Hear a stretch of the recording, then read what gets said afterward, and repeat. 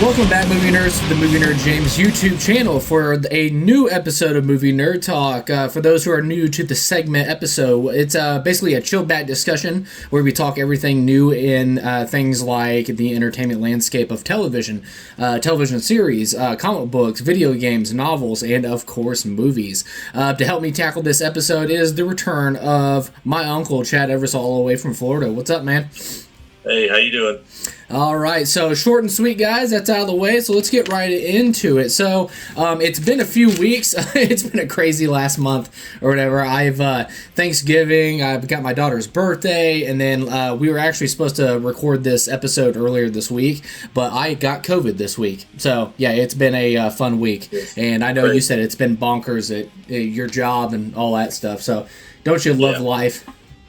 Yeah, it's been a hectic week, a lot of stuff going on, and we've just been busy, and I'm transitioning to a new job, and it's just making life difficult right now. Yeah, well, I'm glad you joined me tonight for this episode, man. I really appreciate it. But to get it right into the first subject I wanted to talk about is, I know, and once again, this has been delayed a little bit, so there's going to be some old news in here, but I had to talk about it.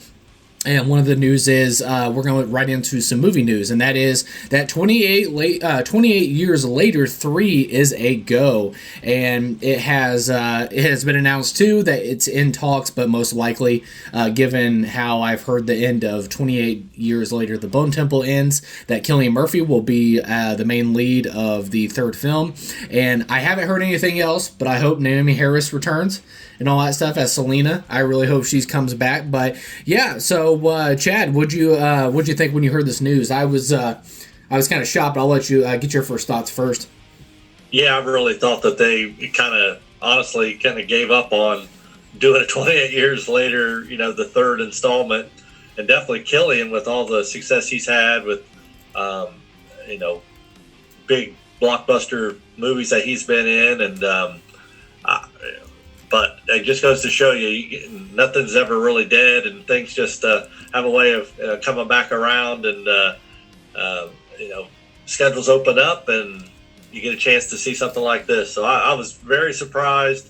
I think, I would have waited until maybe after Bone Temple and see what kind of response it got and all that jazz. But hey, I'm cool with it. We get another Cillian and something related to 28 years later, then that's not a bad thing. Yeah, I was the only reason why I said I was so happy to hear it happen is because I want to say I'll look that up while we're talking about it and stuff like that, but I wanted to say the first film, I think it was made on a $60 million budget and ended up making 120 plus, so it was a little bit profitable, but once again, I don't know how much marketing was. I don't know how much all that stuff went into it, but yeah, let's see here. $60 million budget, and it made $151 million at the box office, which is good. But also, I don't know, is that $30 million on top of that for marketing, $20 million, who knows? But obviously, I was kind of worried because I'm there's some profit there, but is that what Sony wanted? All that stuff. So right. I was kind of worried with that, and then I know January, the Bone Temple comes out. Obviously, what was that we're less than 3 weeks away from that right now, and so I was just kind of worried because I was just is that the financial gain that they wanted? Are they going to let them complete the trilogy? I know Danny Boyle said in the press circuit for 28 years later, the first one, that he said, we're trying to see how the first two films go, because they filmed them both back to back. And then obviously you have Danny Boyle, who directed the first film, and Nia DaCosta, who's going to be doing the Bone Temple, is doing that. So to hear that they're going to complete the trilogy and Jim's story from 28 days later, that's really exciting. And even it's crazy because that's 30 years later, literally almost, because that came out 2002.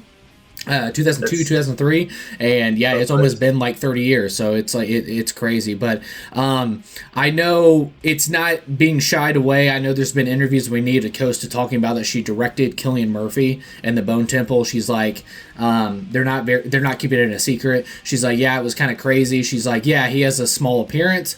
She's like, but it's crazy. She's like, the guy that got me to fall in love with horror is standing right in front of me. I'm directing him. He's like, he's asking me how that take was and all that stuff. She's like, so it's kind of a surreal experience. So they're kind of just like outspoken about his appearance in the Bone Temple, which I'm going to imagine is going to happen at the very end. I know Danny Boyle, during the press circuit again, he said something about that.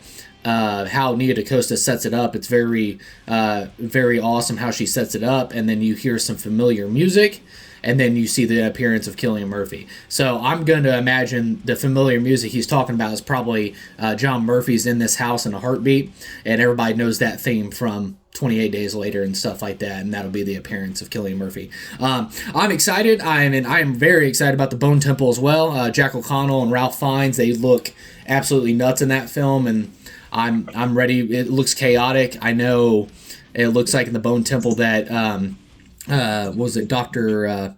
Coulson or what is Ralph Fiennes' doctor's name? Anyways, we'll talk about that film later here in a little bit. But I know he's made a breakthrough that possibly he found a cure, or once again, hopefully this isn't spoilers. This is just a prediction on my part.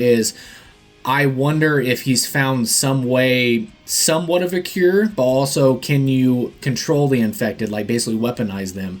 And that would be bad news if that's in the wrong hands. So does that Jack O'Connell come into play with that as well? That he figures out a way he can control the infected, like his own personal weaponized army of the infected? Who knows? I don't know. But I know there's a lot of religious things going on in the second part, especially with Jimmy Savile, played by Jack O'Connell. It looks absolutely nuts, and I'm so excited. I know that Danny Boyle will be directing 28 Years Later 3. He did the first one, Nia DaCosta did the second, and he will do the third one. Alex Garland is writing the script, and then there hasn't been an announcement yet, but I hope John Murphy, the first film, that's one of the things I kind of lacked in the first film. I know a lot of people like the music score, but I was kind of missing that John Murphy music score from the original 28 Days Later, and at the time, he was doing the Superman movie. So he wasn't available to do it. So I'm hoping in 28 Years Later 3, with Cillian Murphy back, Danny Boyle, blah, blah, blah, I really hope that they get John Murphy back to do the music score. So I'm excited for that. But no, I'm over the moon. I had to talk about it. I know this is a little bit like a late news getting to it and all that stuff, and I should have jumped on it while the iron's hot. But once again, like I said, I had COVID this week. I've been battling that, and it's been a doozy. So, but no, man. Any final thoughts, man? I'm super excited. You know how big of a fan I am of the franchise. So, any final thoughts? Yeah, no, that's exactly what I was going to say. I know, it's more near and dear to your heart than a lot of folks for sure, but. I'm excited for it as well, and I've enjoyed the latest installment, and I think that they're doing some really cool things, and so something to look forward to for next year, because it's been a year. Oh, yeah. So, all right, so going on to our next subject, we want to talk about, we're going into the realm of video game news. The Video Game Awards were just recently done, and during the Video Game Awards, obviously that comes with big announcements of the new games that's coming out next year, or a couple years from now, all that stuff. So that they take their time to make those big announcements during it, and there's actually two video games that we want to talk about, but the first one is kind of a one that caught me by surprise. I don't know anything about this franchise. I know there's games from the past that connect to it. I possibly have probably played some of these games at some point in my video game life, and I have no idea. But no, Larian Studios showed the first trailer for this new video game called Divinity. And Chad, so before I give my thoughts or whatever, so I sent you this trailer, and I just loved your reply, because you were just like, dude, video games are nuts these days. Oh, yeah, it just is.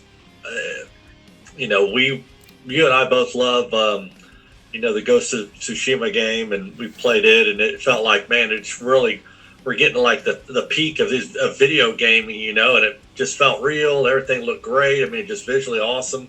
And then you send me these stills and trailer for this Divinity, and it's unreal. I mean, the stuff looks so good, and it's so easy to get lost in this video game world, because of stuff. It's not like on the video games I grew up on, that's for sure. Just it's so amazing, and the gaming systems are just able to do such wonderful, amazing things that just a few years ago we thought would be impossible, and they're really pushing the envelope. And this thing looks absolutely insane. It looks ultra real. So it just, what more can you say? It just if there's anything better out there, then I like to see it, because that thing looked unstoppable. Yeah, and the trailer, once again, it's up online right now. It's pretty bonkers. It looked like a Renaissance fair, but it was hosted by Hellraiser, so it was just it was nuts. So no, it was very it really grabbed me. Like I said, I know it's very it's gruesome, it's very unsettling, but it's gnarly. And you already got to it a little bit already, and I have it in my notes here as well. It's like the cutscene looked cinematic, like it literally looked like a cutscene from a movie. And it was nuts, and I have no idea what's going on, but it was pretty gnarly. And I was like, that's that kind of dark fantasy that's in my wheelhouse. Like I love like dark fantasy like that. Obviously, Lord of the Rings, you have a little bit dark, but also that little like almost like, the more lighter side of fantasy and stuff like that. But but when they get into like dark fantasies like these, I'm like, I'm all for it, man. I'm so excited, especially here recently, because I'm still playing the crap out of that game when they remastered Oblivion this year, and I've been loving every second of that. So fantasy's up my alley, and I'm really excited. I know Larian Studios said it's a turn-based RPG, and it said everything you've seen from us, but it's next level. They said I guess on my part, I want to wait, because, like I said, this trailer really did grab me. And it's on my radar, obviously, because we're talking about it in this podcast. But I was like, I want to wait until I see a gameplay trailer. Because I said, I said, the cutscene was fantastic. Like, don't get me wrong, it looks amazing. But before I pre-order it, I want to see what the gameplay footage and things like that seem like. It was so funny because I showed this trailer to Jessica, and she always tells me about her like fantasy books that she reads and all that stuff with dragons and things like that. And I showed her this one, and she was like, basically had the reaction of the penguin from the Batman. She was like, "Oh God, what are you showing me?" Like, it was too funny. So I was cracking up. But once again, Larian Studios, they said this will be their biggest game ever. It's even larger than Baldur's Gate 3. How that's possible, I'll never know. But we'll see. Like I said, it's on my radar now. I thought this trailer was very understatement of a grabbing factor. Once again, like I said, I think it's just like it was very unsettling. It was gruesome.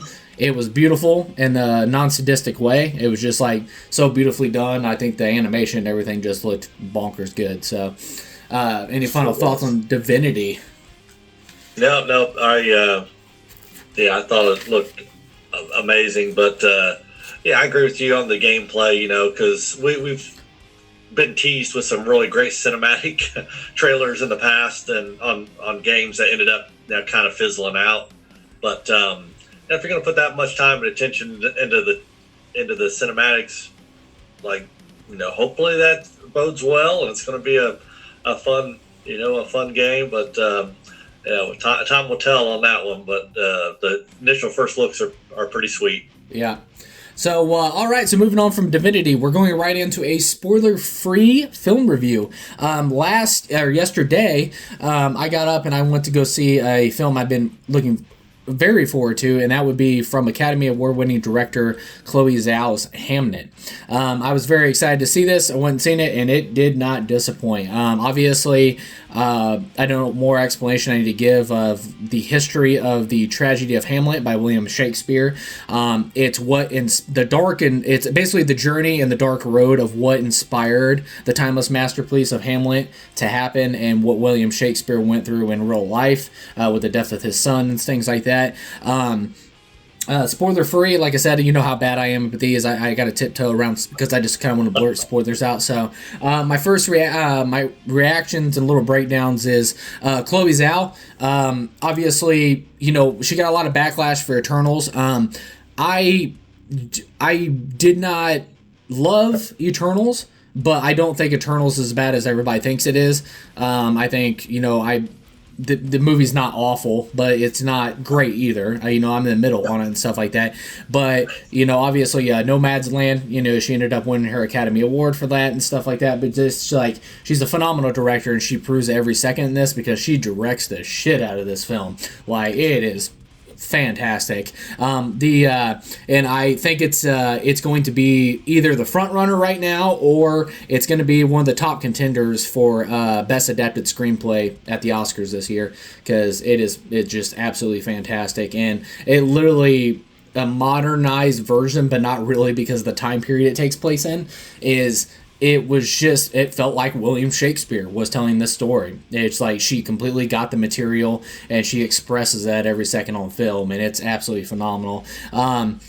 Hopefully I don't, was it Lucas Zhao, does the cinematography. It's gorgeous. Absolutely gorgeous. He better be one of the 5 nominations for best cinematography, but it's absolutely gorgeous. I think it has a gorgeous dark beauty to it, and the film that I can compare it to that it kind of reminded me of was Banshees of Inisherin. It's got that, like, just the cinematography that grabs me. I'm just like, I love this stuff. It's got a very great beauty to it, but it also has like a dark, cold beauty to it in some parts and stuff like that. It's absolutely phenomenal. So the cinematography is absolutely gorgeous. Paul Mescal is brilliant. I think if they run him as supporting actor at the Academy Awards, he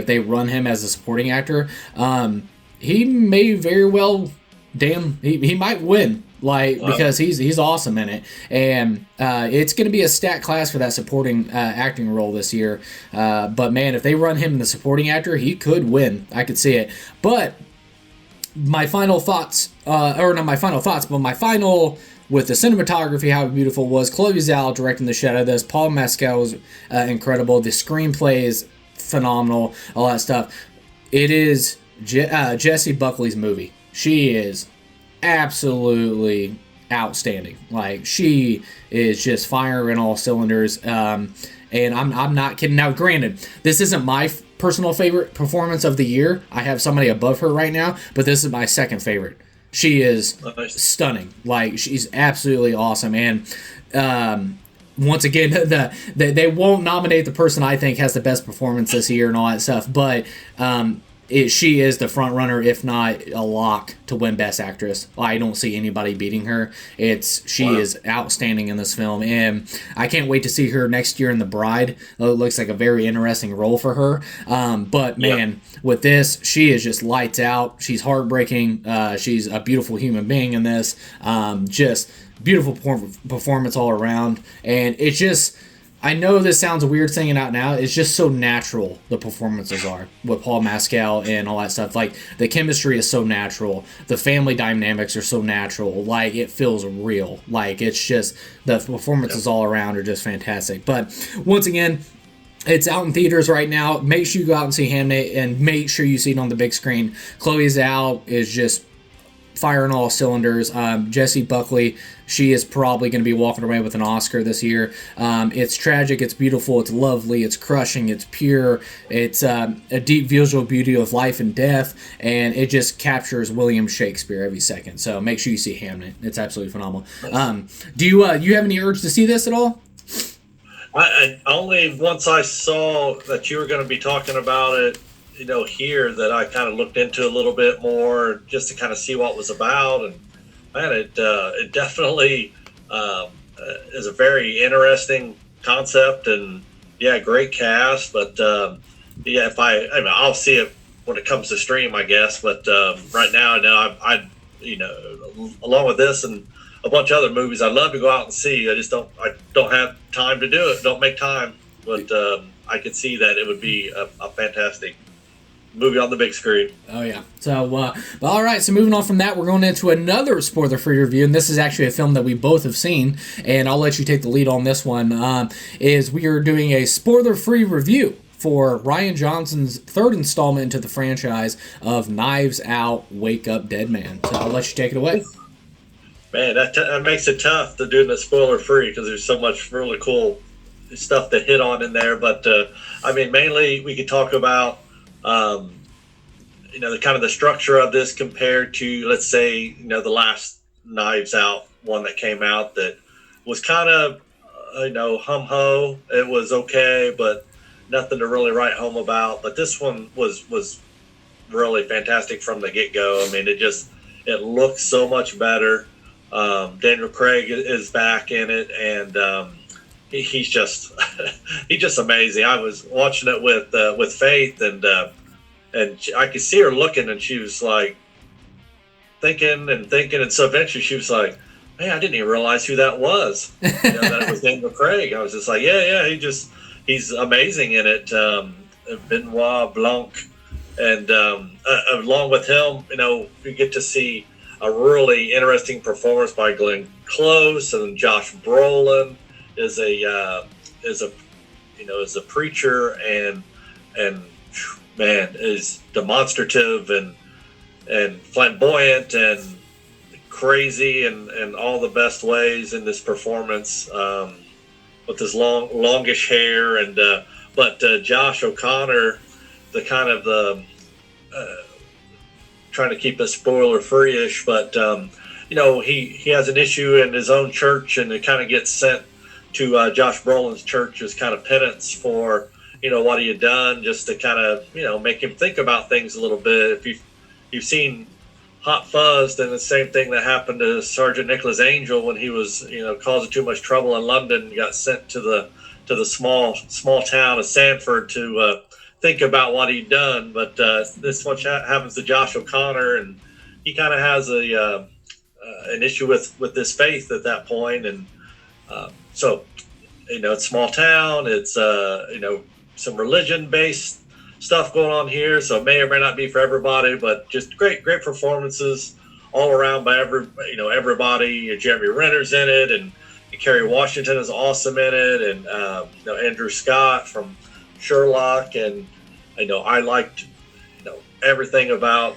the cast and how they shot it. It just visually looked really, really nice. I thought some amazing cinematography in it for what ends up being a Netflix basically movie. It just goes to show you just put the right people in place to perform their jobs, and they can really put together some good stuff, and I really enjoyed it. I would definitely say I'd give it a 4 out of 5 if I was to give it my rating. So I thought it was really well done, and had some great some twists and turns in it that you think, oh, so that's what's going on. Like, nope, that's not it. Oh, it's this over here. Okay, now I get it. And then you're still wrong about it. So it was definitely fun to watch, and I would watch it again, and that says a lot. I wouldn't watch the other one again, but that's my initial spoiler-free reaction to a good cast, and great movie making, a good script, and that's pretty much it. It's hard to really talk about it because it's everything you could say. It would be kind of spoilery, but that's it. I'd recommend it to anybody.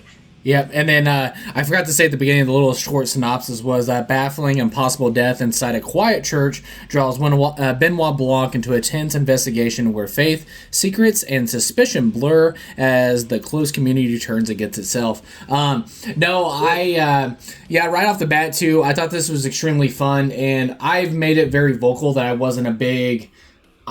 I like the structure of the script. I did like the writing and stuff like that, and it had fun in it, but I kind of thought the Glass Onion was kind of like a step down, not in a bad way. Like, once again, it's still a very solid movie. Like, people are like, oh, you think it's the worst thing you ever seen? No, like, when I say it's a step down, people think I think automatically it's the worst thing I've ever seen, all that stuff. Yeah. No, nothing like that. It's just, it was not the first one. I think the first one, once again, with Wake Up Dead Man, and I'll get to my reasonings here in a second, but just like Wake Up Dead Man, I don't think Wake Up Dead Man's better than the first one, but I do have it as my second favorite in the trilogy.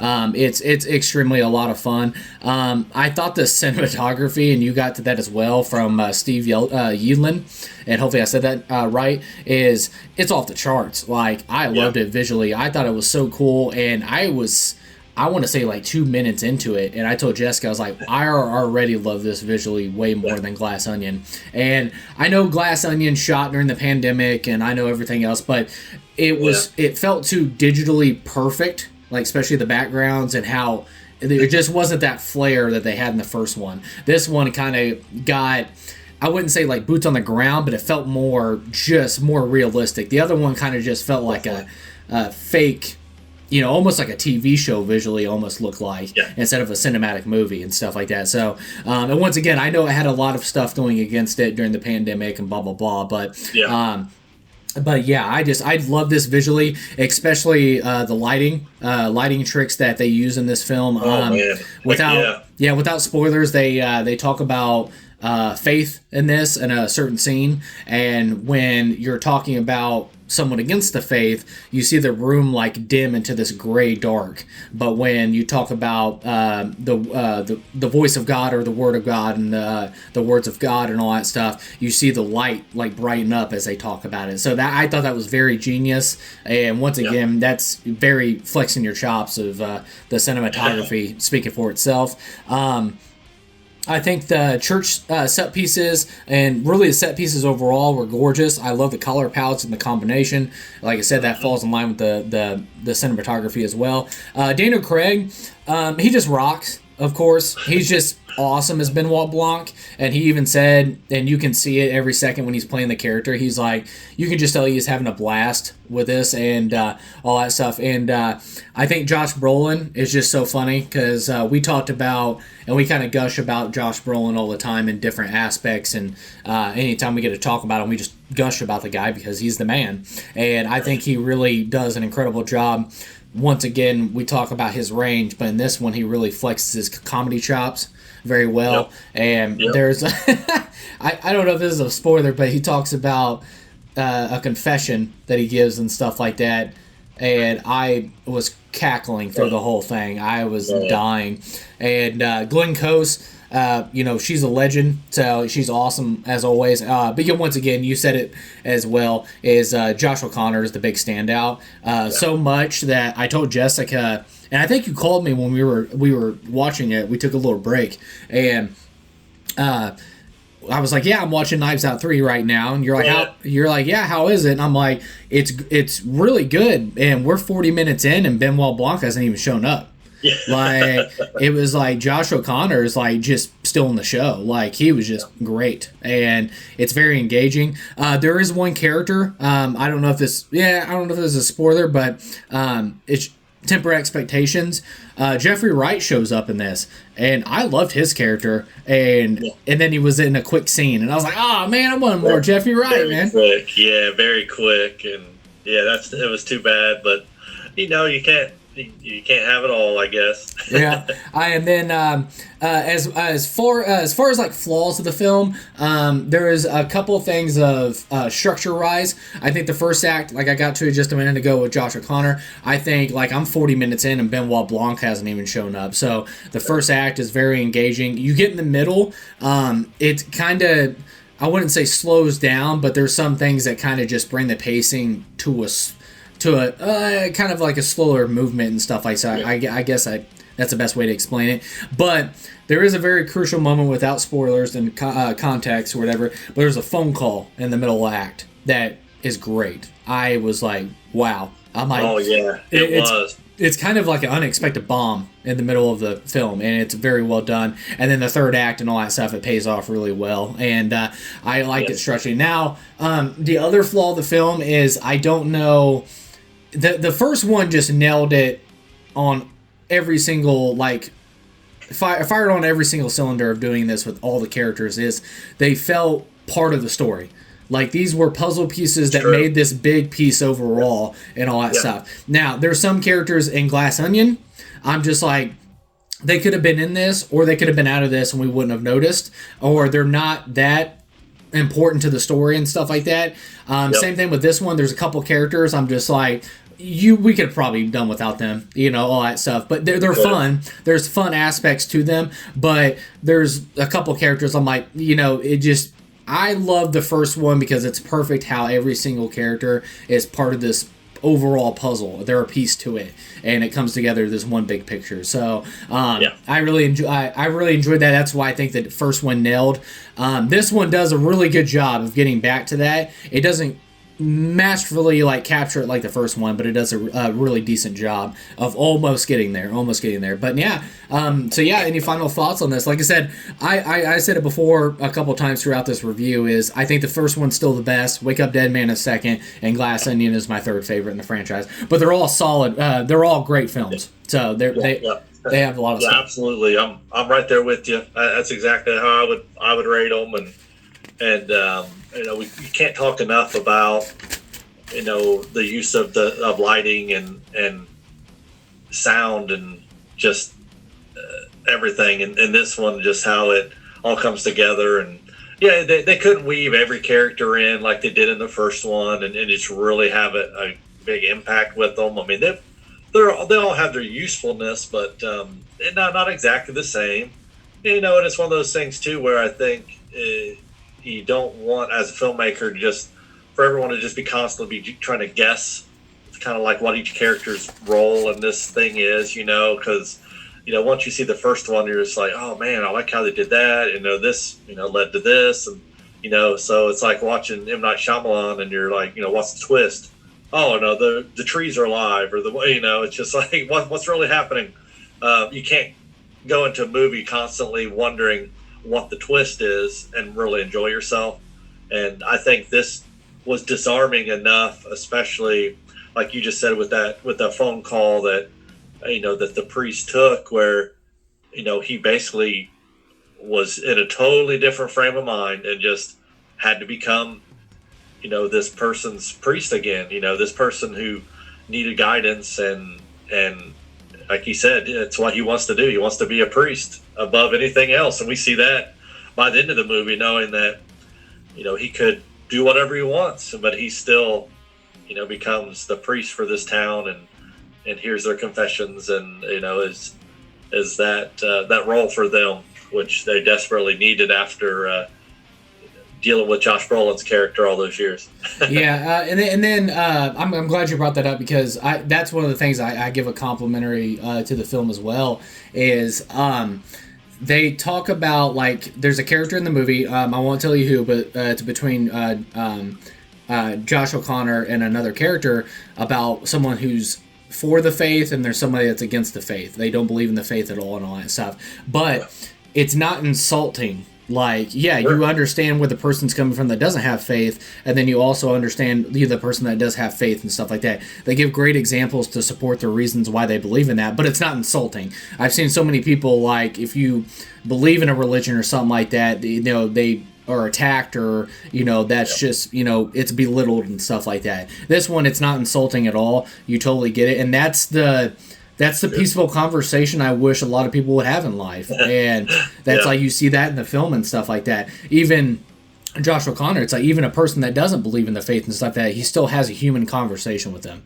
So that's what's missing in the world, and that's why he's a perfect fit to be a priest and stuff like that. So it's just, it was phenomenal. I thought they did a really good job of balancing that out. And then also it did a great job to not be insulting, if that makes any sense. So yeah, absolutely. That's hard. That's a fine line to walk when you bring in religion, especially Catholicism, because it could be so polarizing to everybody. It's like you either are or you aren't. There's no gray area, so it makes it tough. That's what I was trying to say was, and then you see a character in this, in Josh Brolin, is how somebody can take the word of God and abuse it.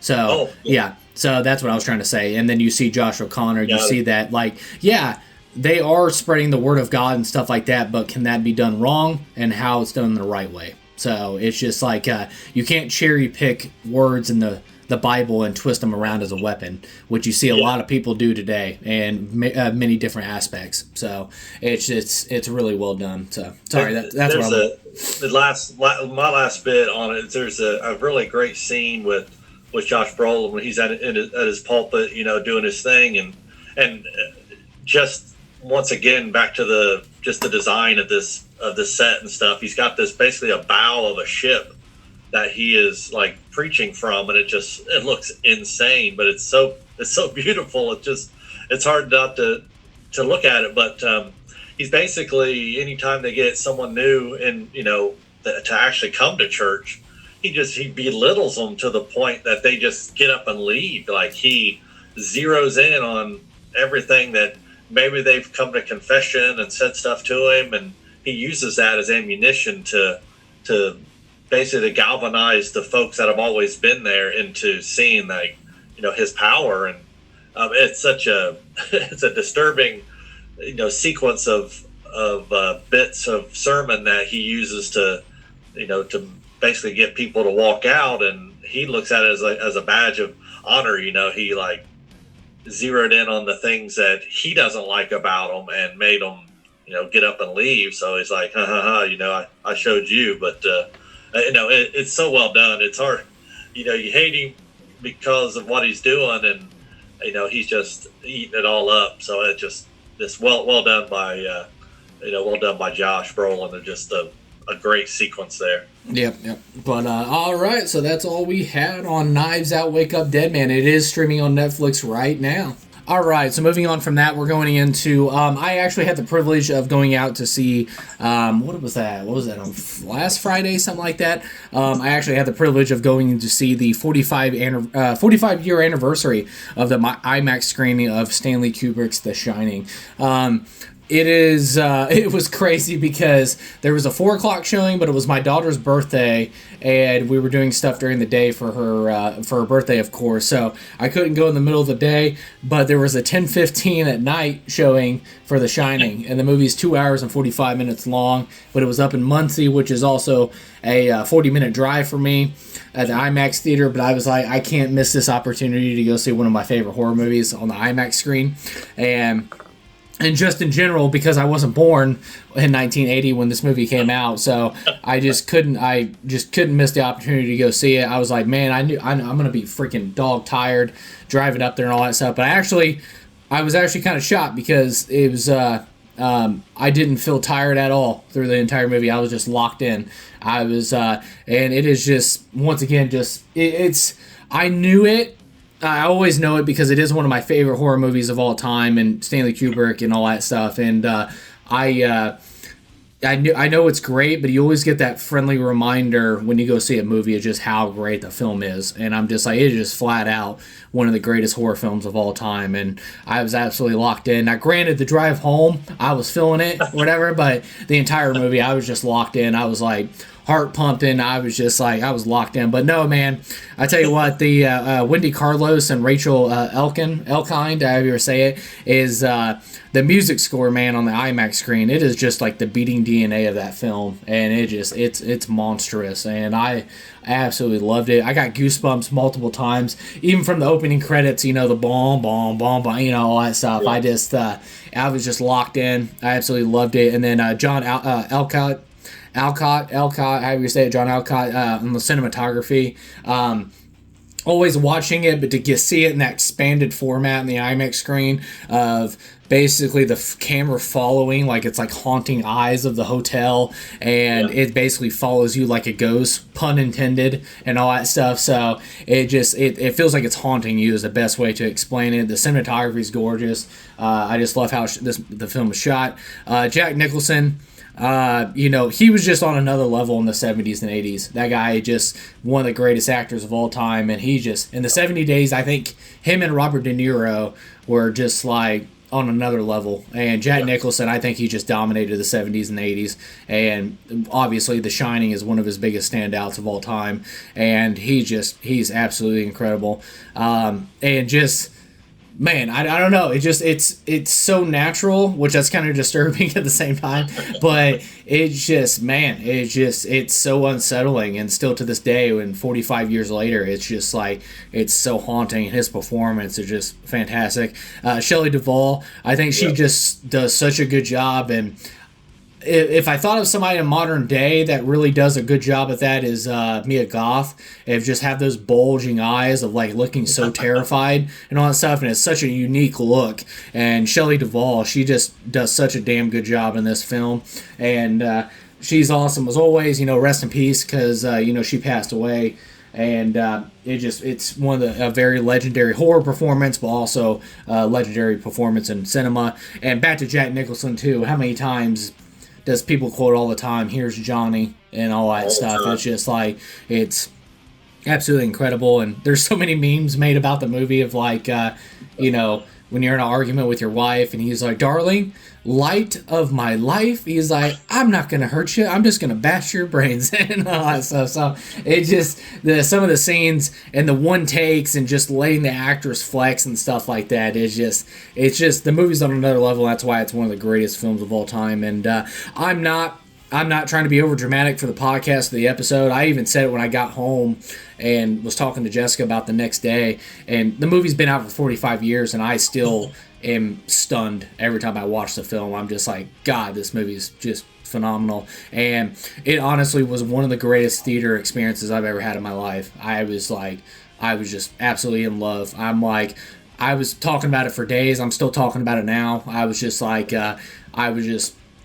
just what a privilege to actually get to see that on the big screen. I wasn't alive, and to get to see that, it was kind of like a dream come true, because you have those bucket list movies in my age of like, I want to see Terminator on the big screen. I want to see Evil Dead 2 on the big screen. I want to see, there's so many films that I wasn't alive. And honestly, Jaws, I got to see that a couple of years ago on the big screen, or the IMAX screen and stuff like that. It's one of those special experiences that you cannot get anywhere else except the movie theater. And it was a very special experience, and that I'm going to remember for the rest of my life, because it was awesome. But yeah, it's crazy, 45-year anniversary of The Shining, so it's nuts. Did you see The Shining when you were a kid? No, I would have been 4 when it came out, yep. But I saw it probably as, an early teen, 13, 14, and I wasn't a big, I still don't consider myself a big horror movie fan. I prefer watching comedies and action and stuff like that, but, I love The Shining. I mean, I really do. And you touched on a little bit, it's like, it's so much a part of, just the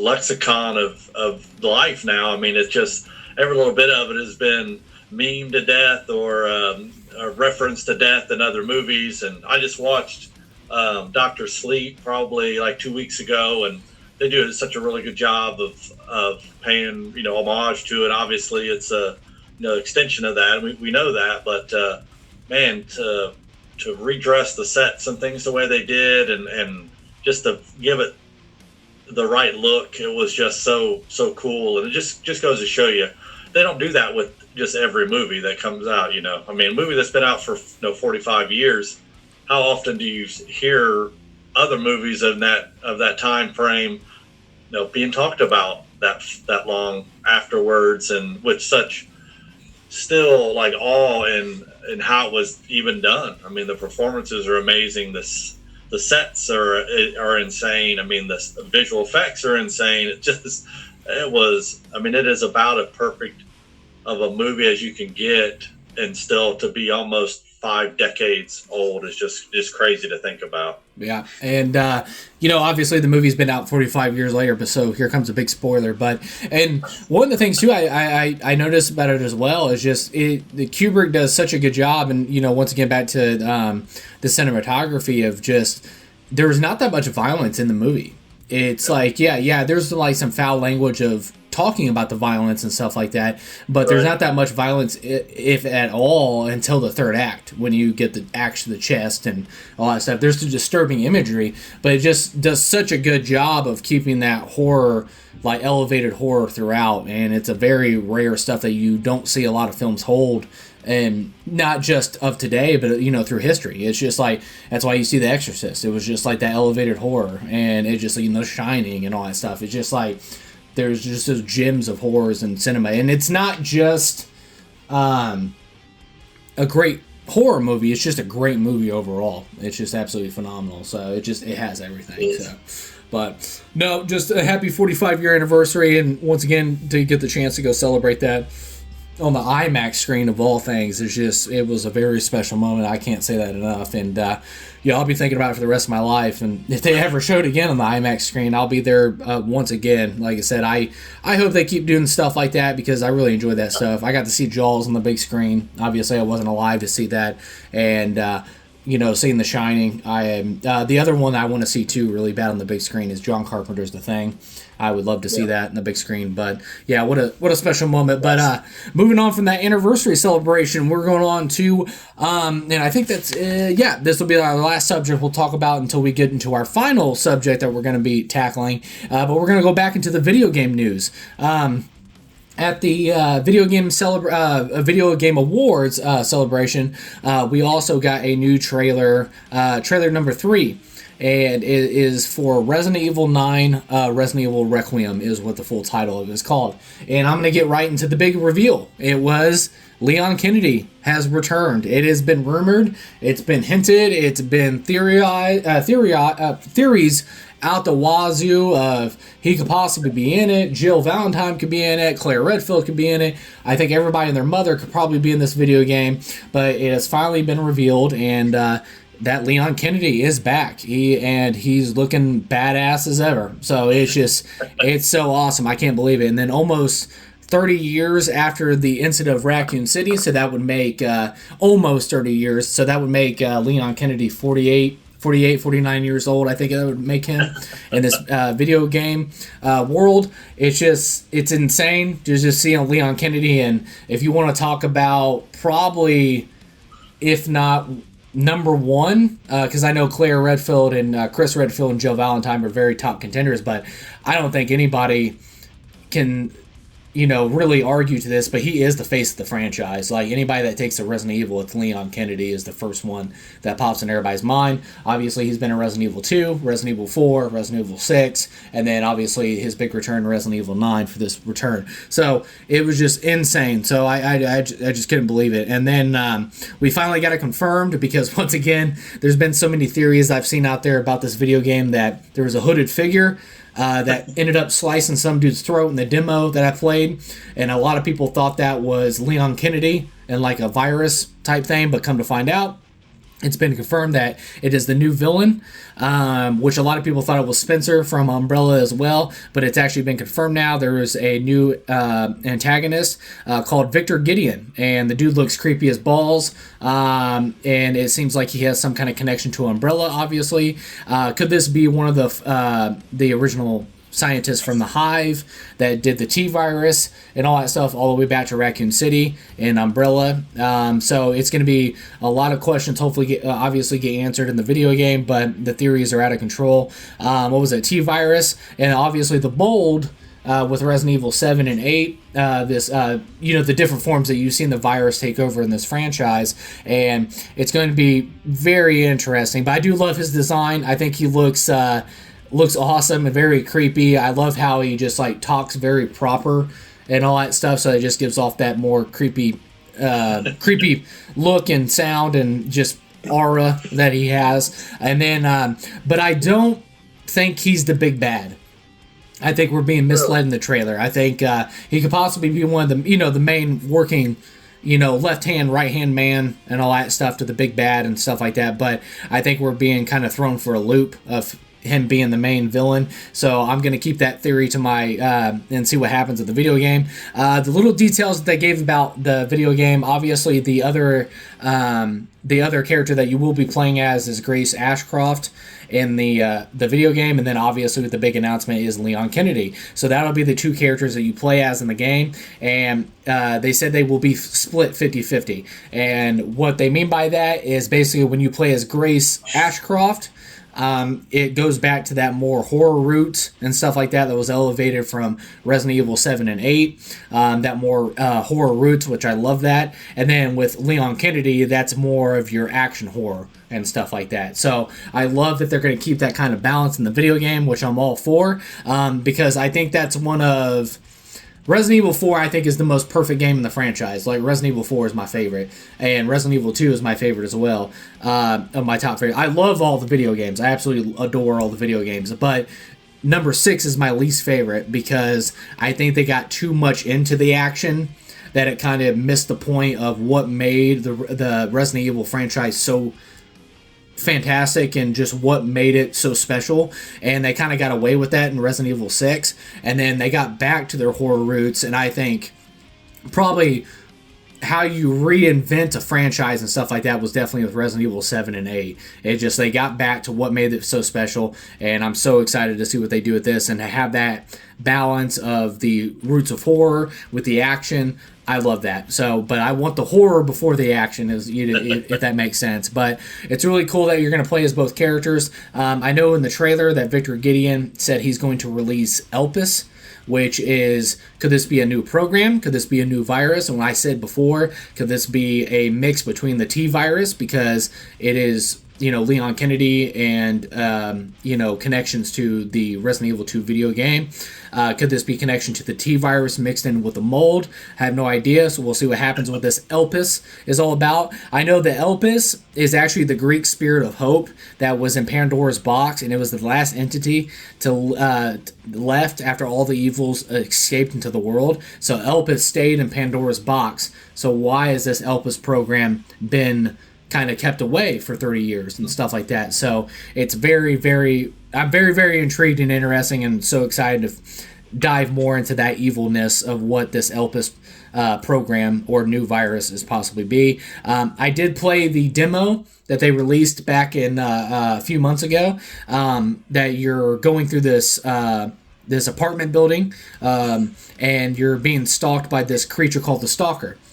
And it's like this giant freaking lady that's as tall as the roof. Like, she even has to hunch over and stuff like that. It's absolutely terrifying. And and then anytime you go into the light, it burns the creature, so it has to stay in the darkness. So I thought that was very interesting. So and also has me theorize too, this Victor Gideon character in the trailer. You see that all the scenes that you see with him, he's actually in the darkness. So does he actually have the virus, and this new Elpis virus, inside him as well, that you just can't be exposed to sunlight or light in general? So it's a lot of questions. Once again, this is just reaching and theorize on James's part and all that stuff. But and the big reveal, that, like I shouldn't say big reveal, but the big takeaway from this that just absolutely blows it has me so excited. I'm jumping up and down, and just like it's kind of like a pinch me moment and stuff like that, because Resident Evil is actually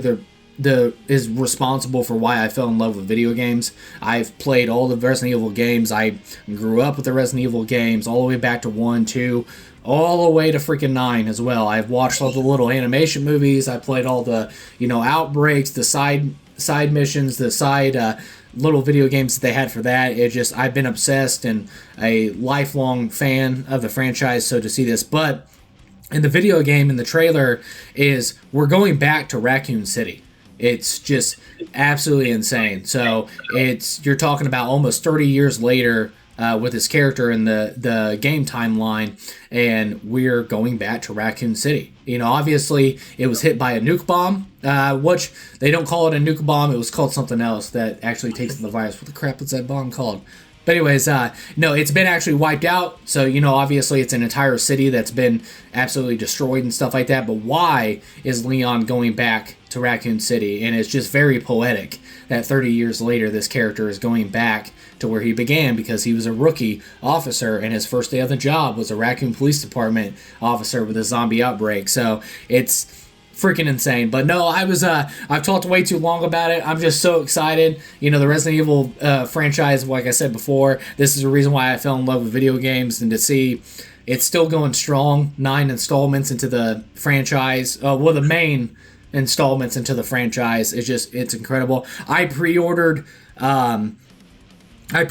the game freaking like a couple months ago. So, because I'm so freaking ready for it. And I got an update email after the trailer dropped, and it talked about my deluxe edition that I'm getting with the steelbook and stuff.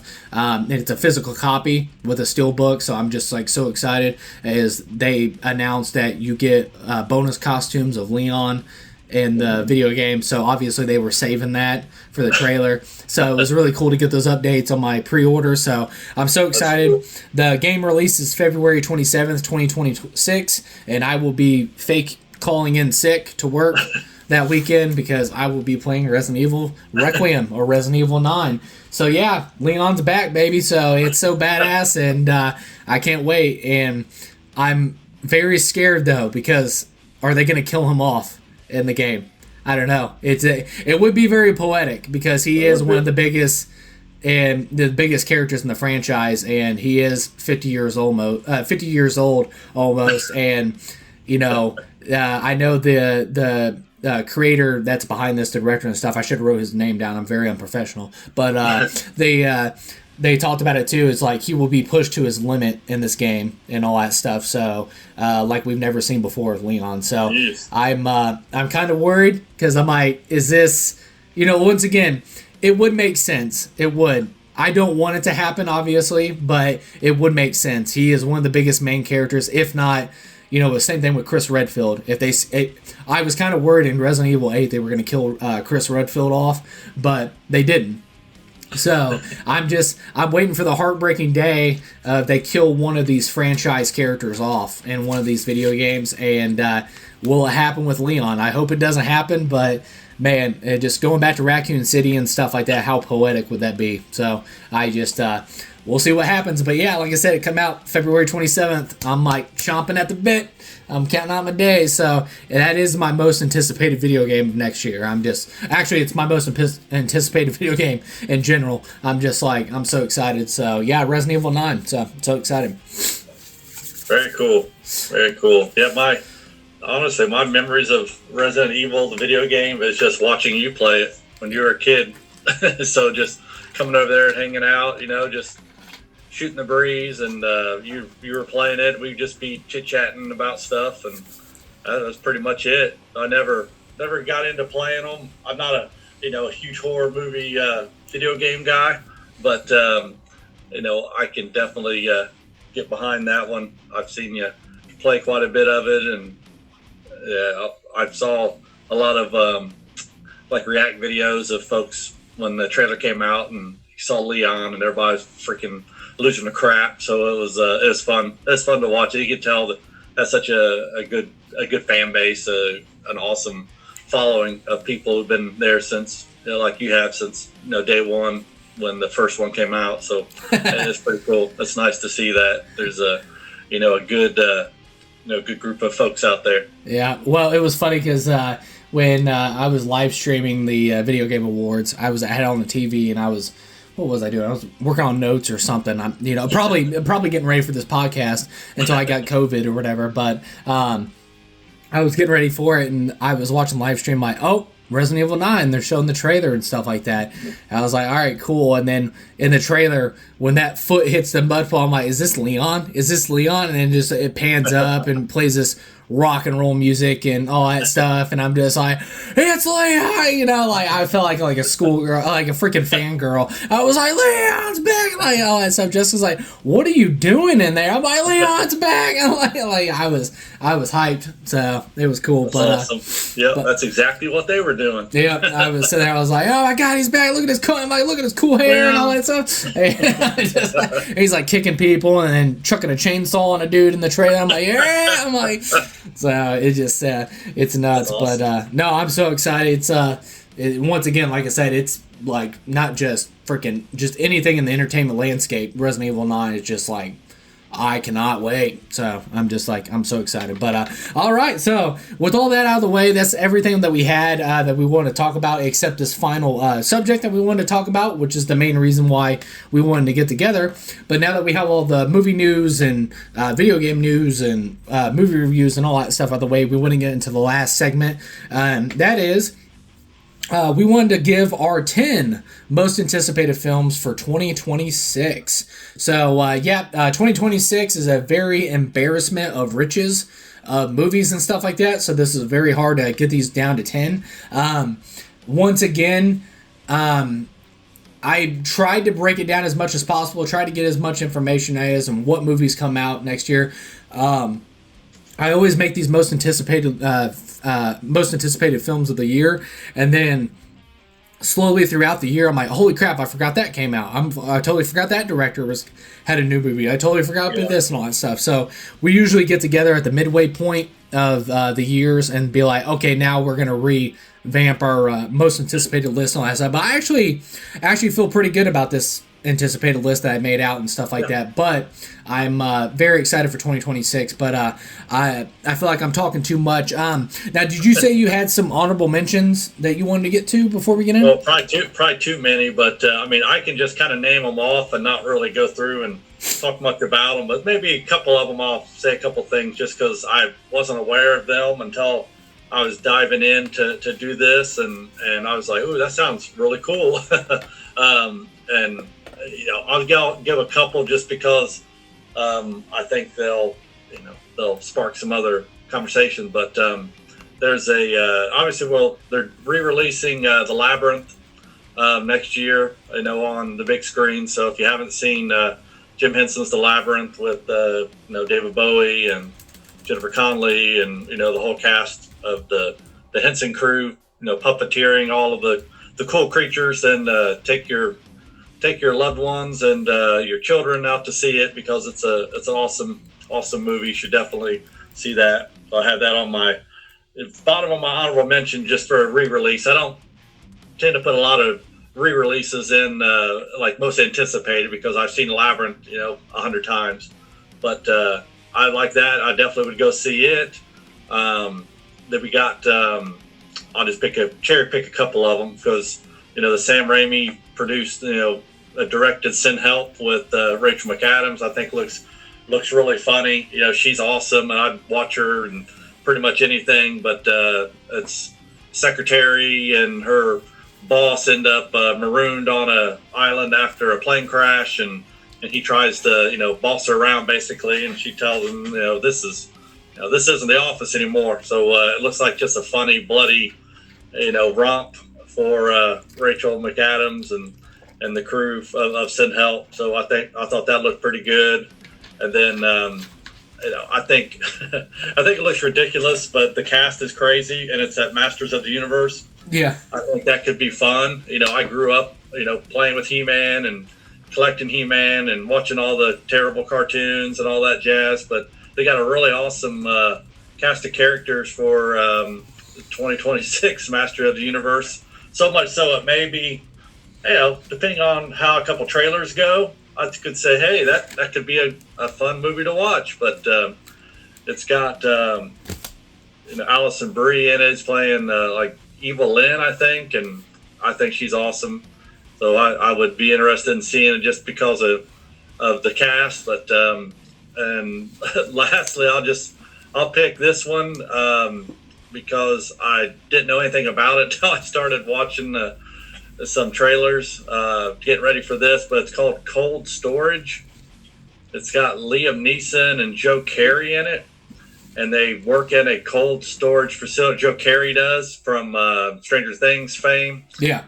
He is Steve on there, and so he works at this cold storage unit with this other gal, and it looks like it's abandoned, and they're just kind of there as like night patrol, making sure kids don't cause any mayhem or whatever. And they go into these different areas, and then you see Liam Neeson's character get a phone call that says that the cold storage area has got like a temperature spike, and apparently that's real bad. So it unleashes some crazy virus that starts mutating people and stuff. It looks just insane. I mean, it looks like a comedy horror thing, and I thought that looked pretty funny. So I put it on my list, just out of my top 10 most anticipated. But yeah, Liam Neeson acting like a crazy scientist, and Joe Carey just with his giant hair being Steve from Stranger Things. So I got plenty of other ones on there, but I'm just going to leave it at that for now. See, like you said, it's pretty stacked. It's a crazy amount of movies that you could have on your most anticipated for next year. It's wild. Yeah, it's nuts. I was like, honestly, it was just, I mean, I'll get to it in a minute what I mean by it and stuff like that, but there's like the list of directors and filmmakers and visionary filmmakers that we have coming out this year is just like, yeah, we're being spoiled this year, so it's nuts. But But no, I only have a couple of honorable mentions. Once again, I think I would have more if I went back and did like a big detail and stuff like that. But I it's been a rough week, so it just like life and stuff like that. But no, there's two I want to get to, but one of them has a big fat question mark on it, and I'll get to that in a second. But the one I seen, there's actually a trailer out right now, and it comes out earlier in the year, and I guess I can look at that real quick, what the release date on that is. But anyways, it's Gore Verbinski. Yeah, his new film comes out. It's called Good Luck, Have Fun, Don't Die. And it looks awesome. It's got Sam Rockwell, Zazie Beetz. It's just, the cast looks really, really fun. And then if anybody doesn't know Gore Verbinski, he's done the Pirates of the Caribbean trilogy. He did The Ring.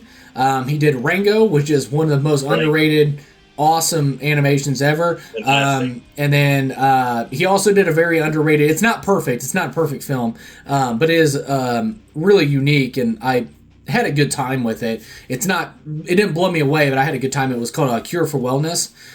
It came out in 2016. The movie's really visually cool, and I really dug it. And then, of course, the masterpiece.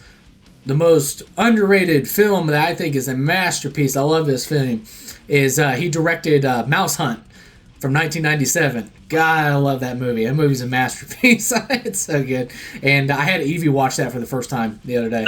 Yeah. Did you? Yeah. She was like, "Oh, I don't want him to hurt the mouse." So it was too funny. But no, his Good Luck, Have Fun, Don't Die, it releases on, let's see here, February 13th, 2026. So yeah. So right on Valentine's Day, so it would be a really cool film to check out. And then the film I have a big fat question mark on right now is, and this is going to turn into a small rant on my part, is Panos Cosmatos' new film, Flesh of the Gods. The film, the script is done. The film is ready to go. It's, they want to.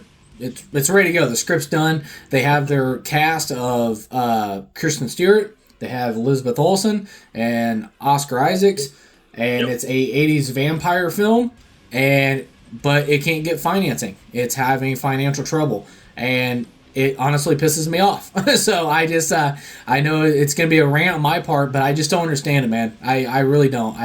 You got the guy that did Beyond the Black Rainbow and did Mandy, and one of the most visionary filmmakers, Crazy. And then he also did an episode of The Cabinet of Curiosities and all that stuff. The guy's only done 2 films. I've literally been eating up anything from this man, and it's just insane to me. I don't understand how so many directors get $200 million budgets that become box office bombs, but they have no problem getting financed for another film for like $100 million plus. But Panos Cosmatos can't get financing for a film. I don't understand it, but I really hope it happens. And yeah, I heard about this was good to go and had a cast and all that stuff all the way back in like June, July. And I know they went to Sundance trying to get financing and stuff like that, and nobody picked it up. And I'm honestly shocked that like A24 or Neon or somebody just picks the film up or finances it. It's insane to me. So but yeah, big fat question mark on Flesh of the Gods, because if that was a green and good to go and had financing, that would definitely be in my top 10, because Panos Cosmatos is anything by that man. I'm just like, please. I'm just like, it'll be 8 years since his last film. That in Mandy and stuff like that. So, but yeah, Flesh of the Gods, big fat question mark and stuff like that. But hey, if it gets financing all of a sudden, maybe that'd be my Christmas present this week. Is they announce that it's got financing, gets shot, and maybe released in 2026. So we'll see what happens. But no, that's just the 2 I had for honorable mentions. But Chad, if you want to take it away. I was going to do 2 at a time. So go ahead and give me your 10 and 9 of your most anticipated films of 2026. All right, my number 10 is the Robert Eggers Werewolf. I really think that, obviously you got Aaron Taylor Johnson, Emily Rose Depp back in again, and Robert Eggers just coming off of Nosferatu and the sensibility, design, the world that is, jumping into werewolf, which is, WEREWULF, in case you're looking it up, werewolf. But I think that is going to be fantastic, and I just really can't wait. I mean, it is definitely a most anticipated for Chad. I think it's going to be awesome. And then my number 9 is Ready or Not 2, which I think could be really fun. I surprisingly just really enjoyed Ready or Not. It was just bonkers enough, and with just enough crazy gore effects that it just felt felt like a good time. And you got Samara Weaving coming back, and I've seen that Elijah Wood and Sarah Michelle Gellar are supposed to be in it. Catherine Newton, who's kind of made her her hay as a kind of a scream queen most recently in a bunch of different stuff. So I'm excited for that, and apparently it picks exactly up where the other one left off. Like, she's wearing the same dress as she was at the end of Ready or Not. So it should be a fun time, and I think it could be a surprise for the year. Do you have the release date on the Ready or Not 2? When's that come out?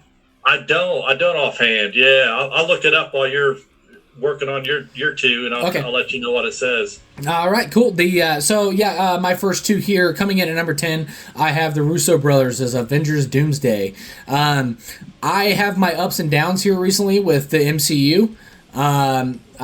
There's been some hits, and then there's been some really bad misses for the actual overall cinematic universe and stuff like that here recently, and so it's up and down. So, but it's and I'm still not sold on Robert Downey Jr. playing Doctor Doom. But I'm begging for them to shut my mouth in the film and stuff like that. Robert Downey Jr. is a fantastic actor too, so I think he's going to be really good in the role and stuff like that. But I'm not sold on it. But once again, Doctor Doom, if not my favorite comic book villain, if you really count him as a villain, that's what I kind of love about him, is he thinks he's actually doing right and what's best for humanity and stuff like that. It's just the approach that he does throughout the comic books and stuff like that obviously comes into question, but it's just like, it's one of the greatest comic book villains of all time, and it has not been done cinematically. We've obviously seen that with the Fantastic Four films, that he hasn't been adapted very well, and all that stuff. And then now that you have Robert Downey Jr., and I'm gonna get to it's the same thing with, like, I know the trailer's out there. Here comes a big spoiler. If people haven't been out to see Avatar: Ash and Fire, is Captain America is back, is Chris Evans and stuff like that. Cool if it works. It doesn't. I have a little bit of stench of desperate on the franchise, bringing back the heavy hitters and stuff like that, because, like once again said, it's been hit or miss really recently, ever since Endgame and stuff like that. So it seems a little desperate, but once again, I hope to God, and the reason why I think my mouth could be shut, and I hope it is. And people think I'm poo-pooing. I'm not. I do want my mouth to be shut. I do, and all that stuff. And the reason why I think my mouth could be shut is I have confidence in the MCU. I have confidence in the Russo brothers. Yeah. Outside the MCU, I have not liked the Russo brothers' approaches to all their films, and have not liked any of their films outside the MCU. But inside the MCU and that umbrella under Kevin Feige and the Marvel Cinematic Universe, is the Russo brothers have made some of my top favorite Marvel Cinematic Universe movies. Winter Soldier, you have Civil War, you have Infinity War, you have Endgame, and Infinity War is my favorite Avengers film. And Winter Soldier is my favorite, like, if you want to say, like, just MCU films and things like that. That's my favorite, and it was done by the Russo brothers. So that's the reason why I have my confidence on that. But like I said, I think everyone and their mother is going to be in this movie. We've heard about Patrick Stewart's going to be in it. The X-Men, the Fox universe, all that stuff.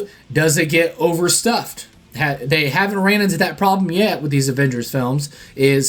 Does that structurally overstuff the film? Yeah. It hasn't happened yet. Hopefully it doesn't happen. But once again, I think you run into that risk of overstuffing the movie with so many stars and stuff like that. So once again, the comic book nerd in me, of course, I'm going to be amped for a comic book film. To see this stuff come from the comic book pages as a kid, and to see that cinematically on the screen, of course, that's going to hit me in the core of my comic book loving life and stuff like that. So that's, of course, why it's on my top 10 most anticipated films. But I do have worries going into it. So just to be fair, I do have worries in some areas and stuff like that. So, but I also have confidence in some areas, and I just got to that. I just explained that as well. So, but anyways, the next film I have coming in. Oh, and Avengers Doomsday releases December 18th, 2026. So that's another thing that I'm really excited about, is they filmed it, they got done filming, and it's almost a year of post-production. So that's good. That's good. I'm just like visual effects being top notch, get all that edited Y. Yeah, and to know that if, like, maybe there's holes in the game, you can go back and do reshoots, fill in gaps, things like that. So who knows? But it's plenty of time.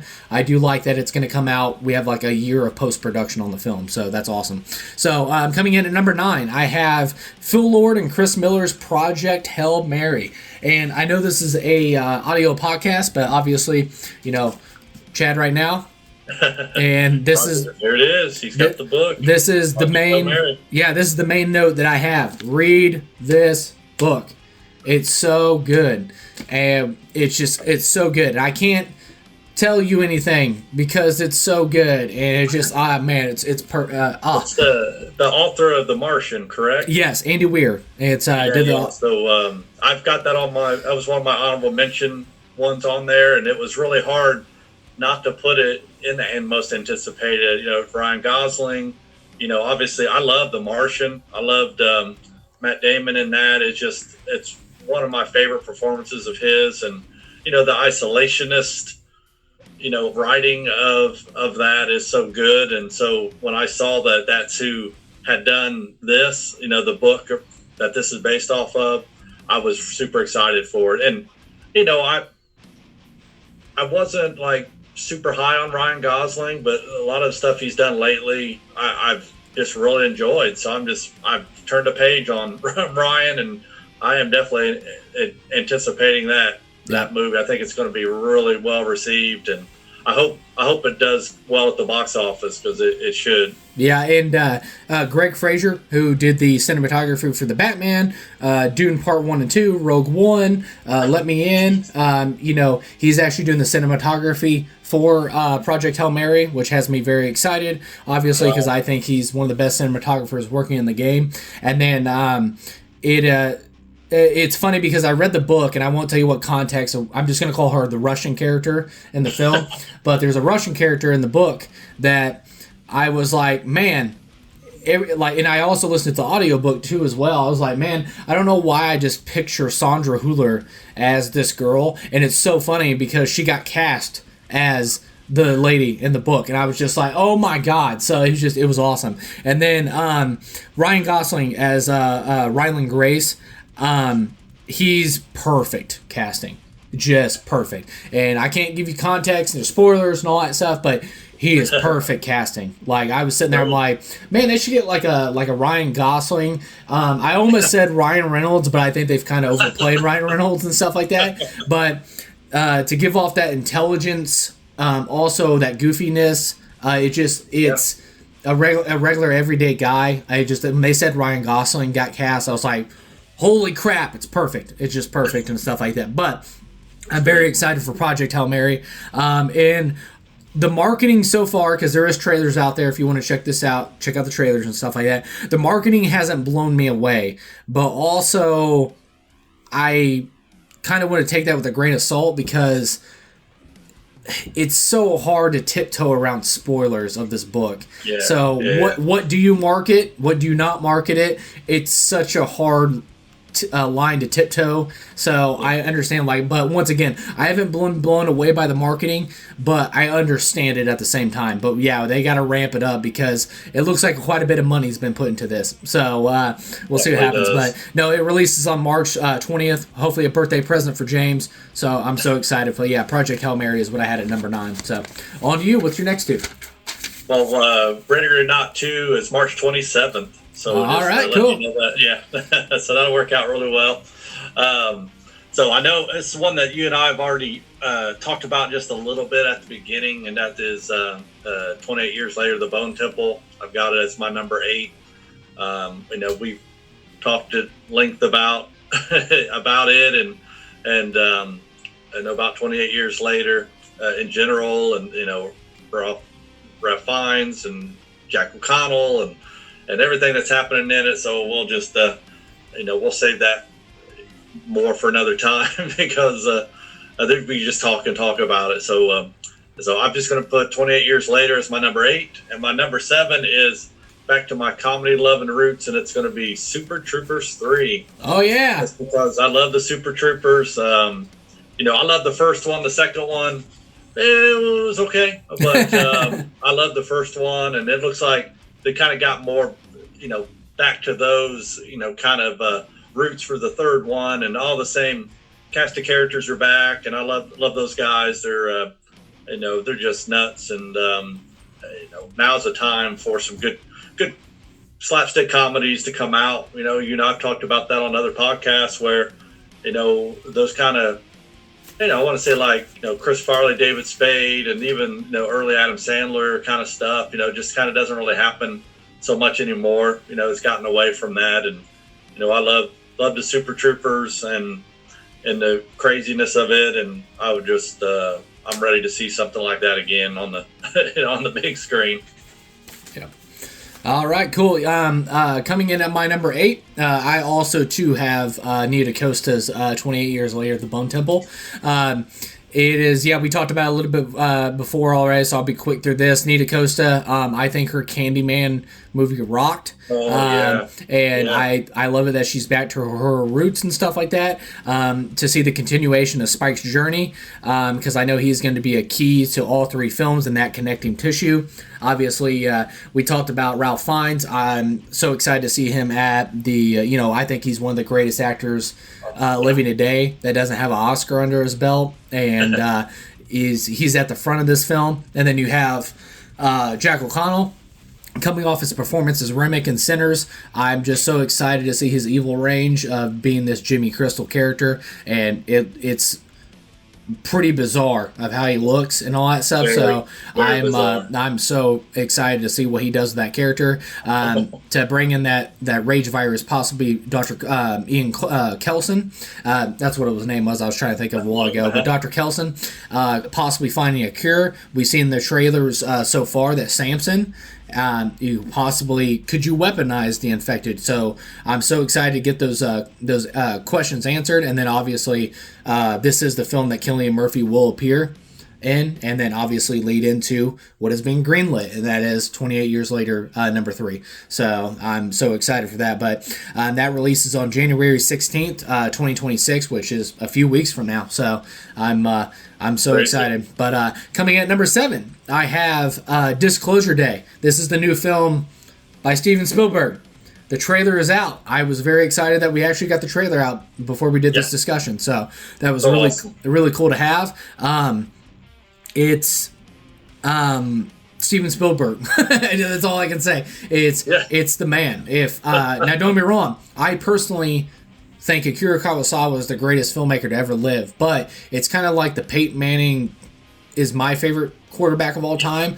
But if somebody said Tom Brady is the greatest quarterback of all time, I can't argue with you. I think Steven Spielberg is that class of he is the greatest filmmaker probably to ever live. And of course, I'm so excited. The trailer is out. It looks very interesting. Maybe the creators, or maybe the creators of life in general, all that stuff. It could be dive into something like that. Could it question your religion? Could it question the way you look at life? Obviously, we just got done gushing about Joshua Connor, or Connell, how do you say it? Or who was it?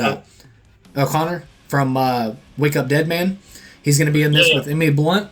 So, oh crap, sorry, I have my hope notes over here. It is Josh O'Connor. There we go. So Josh O'Connor, Emily Blunt, Colin Firth, Coleman Domingo. It's just like, it's Steven Spielberg, so of course everybody's going to be jumping into that. But yeah, it's, once again, that's the big note. It's Steven freaking Spielberg, man. So yeah, I'm going to be there to watch this, and trailer looks creepy as balls. Make sure you go check it out. June 12th, 2026. So a summer movie. So yep, that's why I had number 7.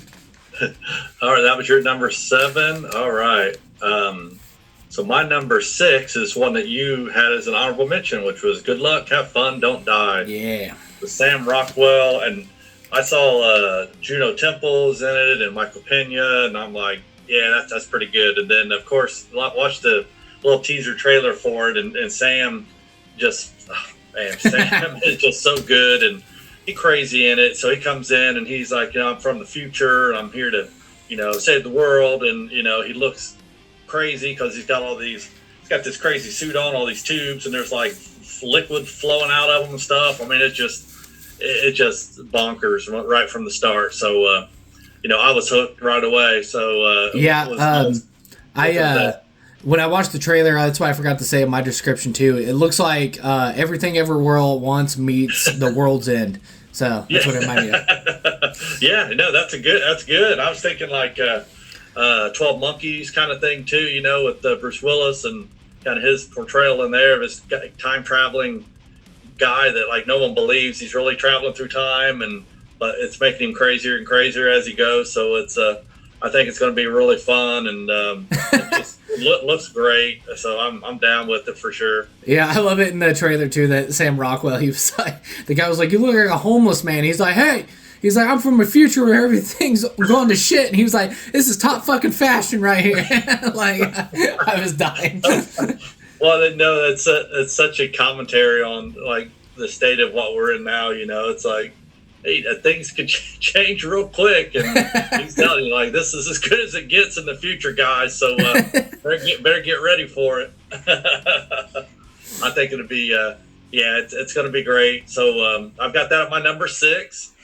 And my number 5 is one that you just talked about, which is Disclosure Day. So, just expand on, Steven Spielberg yet again. So, great cast. And definitely, if you're listening to this and you haven't seen the trailer for it, it's pretty haunting. I mean, you go and check it out. And I love, if you're watching Pluribus right now on Apple TV, you can definitely appreciate this trailer. Not that they're copying each other or doing anything like that. It's just such a neat new take on kind of how interactions with maybe alien life form would be. So, but it's creepy. It's definitely creepy and a little disarming to see it. And it's like, wow, how would you feel if you were watching the news and this is what happened? It's like, oh man, it's a chilling take on it. So I loved it. I thought it was very cool, and I'm really looking forward to that one. Yep. All right, cool. So coming in at my number 6, this is the feature debut of Curry Barker, and it is called Obsession. Curry Barker, he actually has short films on YouTube right now. The Chair, and then it's also the one called Milk and Cereal, and it's actually spelled like a serial killer, so milk and cereal. So these horror shorts are on there. Go watch those on YouTube. They're great. And to hear that Corey Barker is going to be doing a feature film is awesome. I'm kind of getting the Racka Brothers vibes from this, and Chris Stutman from YouTube as well. So to see these visionary minds actually get a feature debut is just it's so inspirational and so heartwarming and just has me so excited. It is written, directed, and edited by Barker, which is awesome. And the teaser is out. It's a 47-second teaser. The synopsis of it is a man wishes for a beautiful woman to fall in love with him.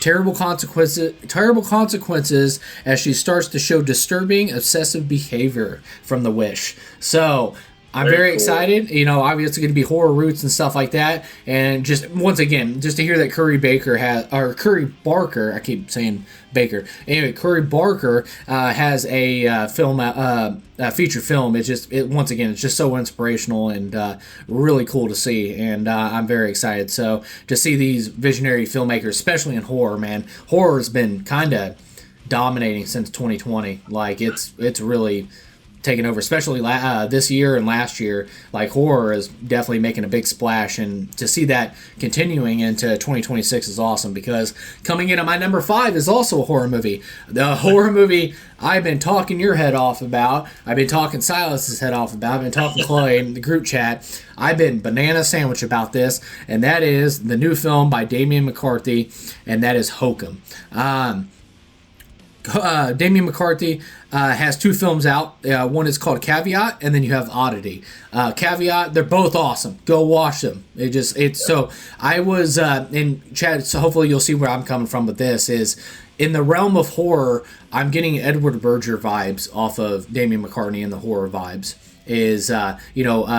Edward Berger, who did All Quiet on the Western Front and then Conclave and stuff like that. It's just, I'm automatically, whatever this person does, I'm watching whatever he does. And Damian McCarthy, just a cannonball splash with Caveat and Oddity. It's just anything this man does, I'm just like, I gotta see it and all that stuff. And Oddity was actually one of my top 10 favorite films of 2024 of last year, and it's a fantastic film. They're both on Shudder right now. Go watch them, or go buy them physically, because go buy physical media. You will not be disappointed. They're fantastic horror films.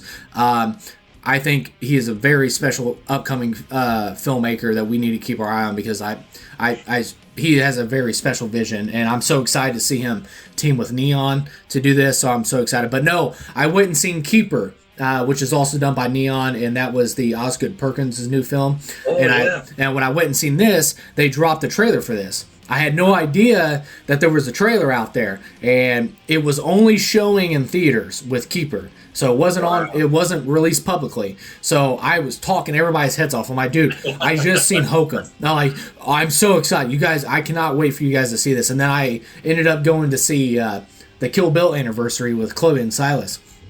And we, obviously you have the downtime before the movie comes on, and I was like, dude, Hokum, I'm telling you, man, I seen this trailer, freaking cinematography's claustrophobic, oh my god, so I was chomping the bed. Well, they finally released it publicly, and it's less than a minute, but god, I'm so excited, and I'm not watching anything else. I'm going in completely, I'm sold already, so I'm just like, I don't need to watch anything else, but the trailer is fantastic. I'm so excited. Adam Scott is actually going to be at the lead of this, and I love Adam Scott, so I'm so excited to see this. It's about an author who travels to a remote part of Ireland, in this inn to spread the ashes of his parents. Unaware it is haunted by a witch. So, once again, like I said before, I don't need to see anything else. I'm locked in. I'm ready to go. So, it releases on May 1st, 2026, and I am so excited for Hokum. Go watch the trailer. It looks awesome. So, and watch Caveat, watch Oddity. Watch Caveat, watch Oddity. I say it 3 times. Watch Caveat, watch Oddity. Fantastic films by a fantastic filmmaker. I'm so excited for Hokum. So, yep. Take it away. Very cool. Yeah, I haven't watched it yet, so I need to. Yeah, fantastic.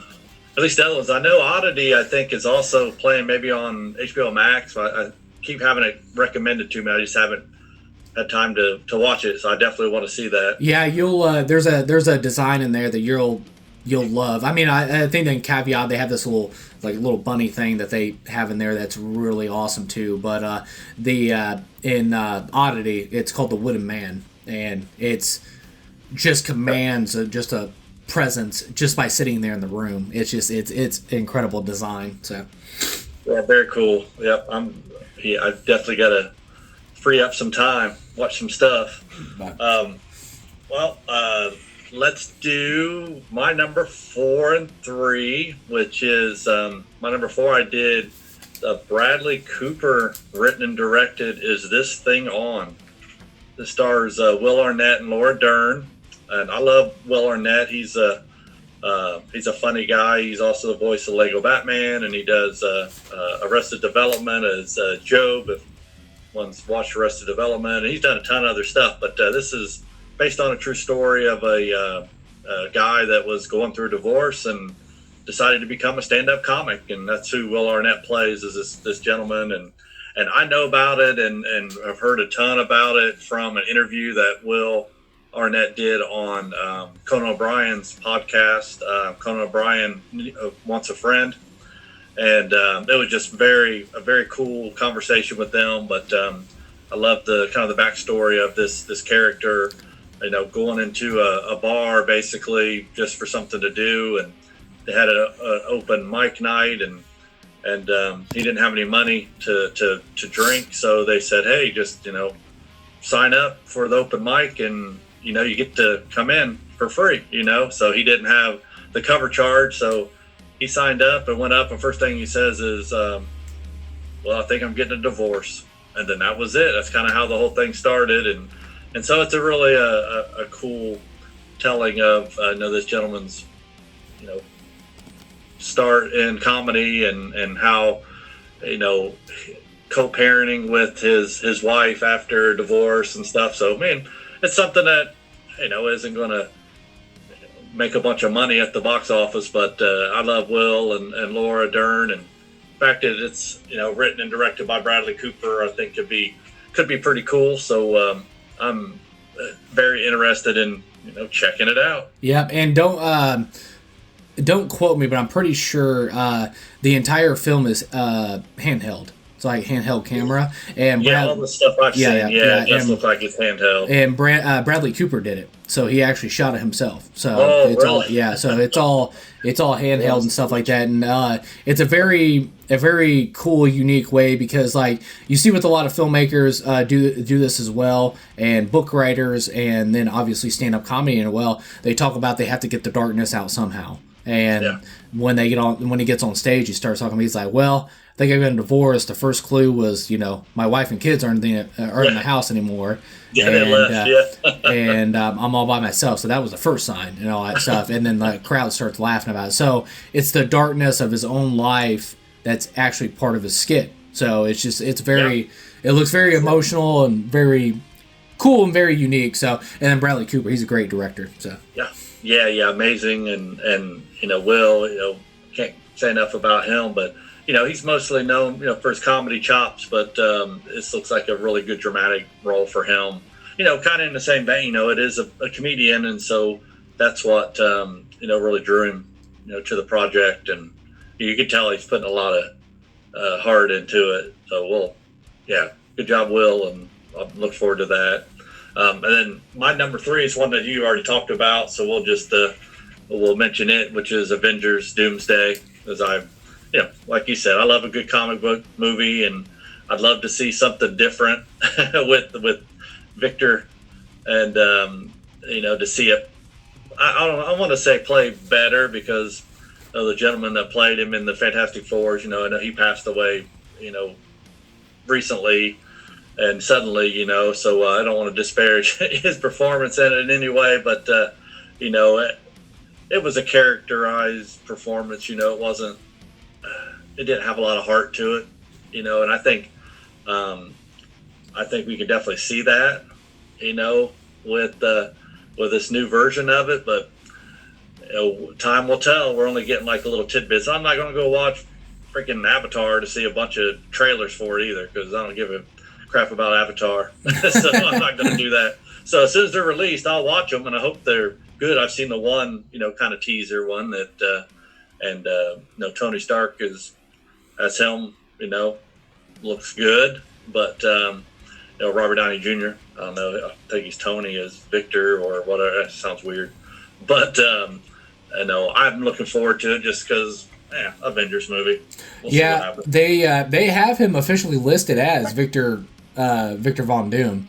Okay. So it's not Tony Stark. So that was my curiosity as well going into it. I was like, is this a Tony Stark variant that went down a darker path? But they actually do have him labeled as Victor Von Doom. So, and it makes me wonder, could that work?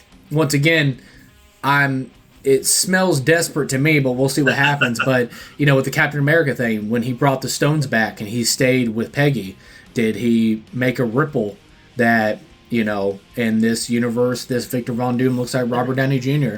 And you could capitalize on that emotionally, because when Peter sees this Doom, and obviously the world, our 616 universe, you have the guy that saved the world is now trying to destroy it. So it's Yeah. Is he? I mean, that's the question too. You know, trying to rule it, trying to save it. What's he trying to do, really? But yeah. So and then how did 616 Spidey get there? Yeah. You know, why are we there? And so there's a lot of questions about it. Yeah, and the movie has to be every bit of 4.5 hours long. So it's just so much. It's gonna have to be. That's right. Yeah. Nothing else makes sense unless it's 4.5 hours long. So we can button everything up nice and tidy. So yeah. But well, I guess we'll see. But all right, gets announced. Yeah. All right. Cool. So coming at my number 4, I have Zach Cregger's Resident Evil. I just got done gushing about Resident Evil. It's the game franchise that sparked my love. Obviously, I'm not a big fan of the adaptions of the Resident Evil films before this, nor Welcome to Raccoon City. Even though there were some aspects in Welcome to Raccoon City I liked, but I just feel like all the films cinematically are just missing the point of what makes that video game so special. Obviously, Zach Cregger, who's well known for Barbarian and Weapons, I think hopefully he cracks the code, and I do have confidence that he probably will. What makes it, because he also is a fan at the end of the day, and it's going to be an original story in the world of Resident Evil. So there will be no legacy characters. I know a lot of people freaked out about that, but also we have to think about Resident Evil 7 and 8 is the video game, and they announced that. Ethan Winters is a new character that we've never even heard of, no legacy characters, and those games are freaking amazing. So it's just I'm trying to think positive with that, because we obviously have Austin Abrams, who's going to be at the lead of this, so it's going to be his character that is transferring a medical package, because I think he plays like a doctor or EMT or something like that, but he's delivering a medical package to Raccoon City, and that's when the outbreak happens. So, he finds himself in the middle of an outbreak. So that's the short synopsis they've gotten that. I've literally, like a magnifying glass, have watched every interview of Zach Cregger talking about Resident Evil. I know right now the little details that I have is they're shooting over in Prague right now, and they're going to be filming until March. Darius Wolski is actually going to be doing the cinematography, who did Pirates of the Caribbean. He did Prometheus. He did The Martian. He did The Last Duel. He did Alien Covenant. And then he also did the original Crow with Brandon Lee. So a great cinematographer, so it shows he's not messing around visually. And he said he has final cut on the film. He's in a very privileged position. He was like, I wrote the script myself. He's like, I wrote the script as a fan. He's like, I did it in my spare time, because he's like, I put thousands of hours into Resident Evil video games. He was like, and obviously just to keep the creative flow going of writing scripts, he was like, I wrote a Resident Evil script. He was like, I'm never going to direct a Resident Evil film.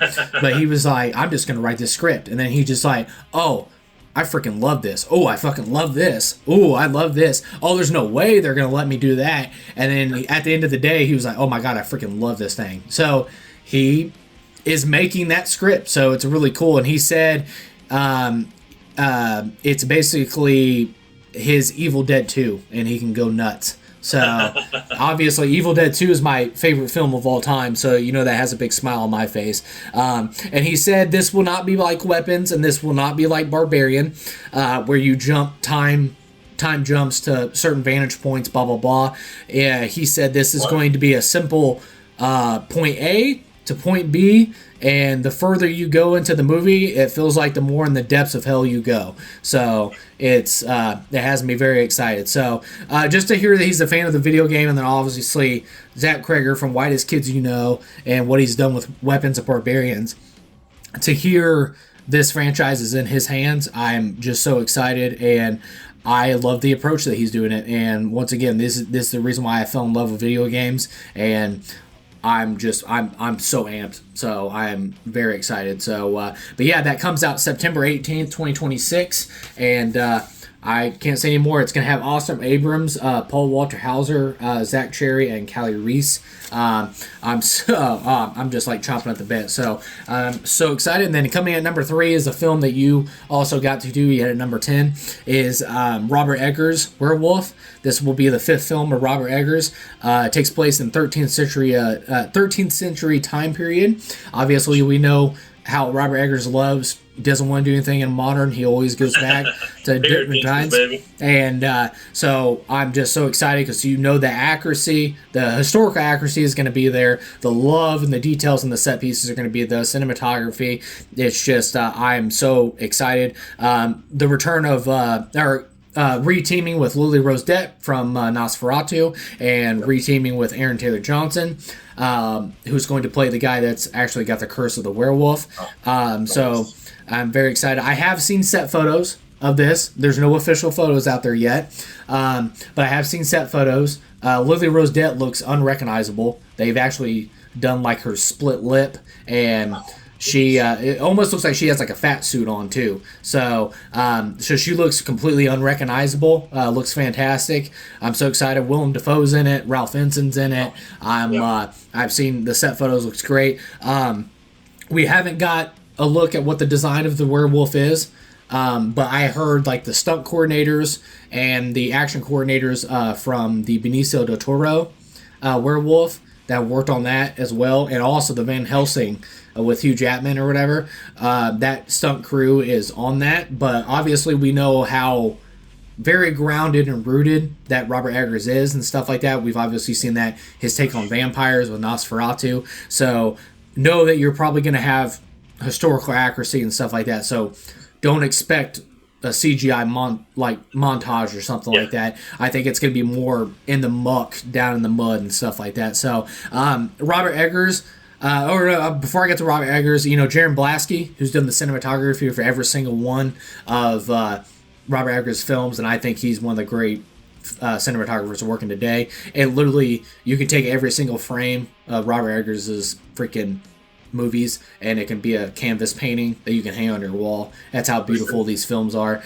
And especially coming off of Nosferatu and The Northman, I'm so excited. And then Robert Eggers, of course, I think he is my most inspirational, most exciting, and most unique visionary filmmakers working today. I think he's just a one-of-a-kind filmmaker, and I've said it before too. I feel like, obviously that's not true, but I feel like he's like, man, I should probably make this movie for James, and he goes out and makes the films, and I'm so perfectly infused with his films, and I just love everything this man does. So Werewolf, I'm just so excited. That releases on December 25th, 2026, Christmas present for James, so I'm very excited. So yeah, Werewolf coming in at number 3. So all right, Chad, what's your final 2? Awesome. Yeah, I can't wait to see what they do with the monster. I'm just assuming a bunch of practical effects and, like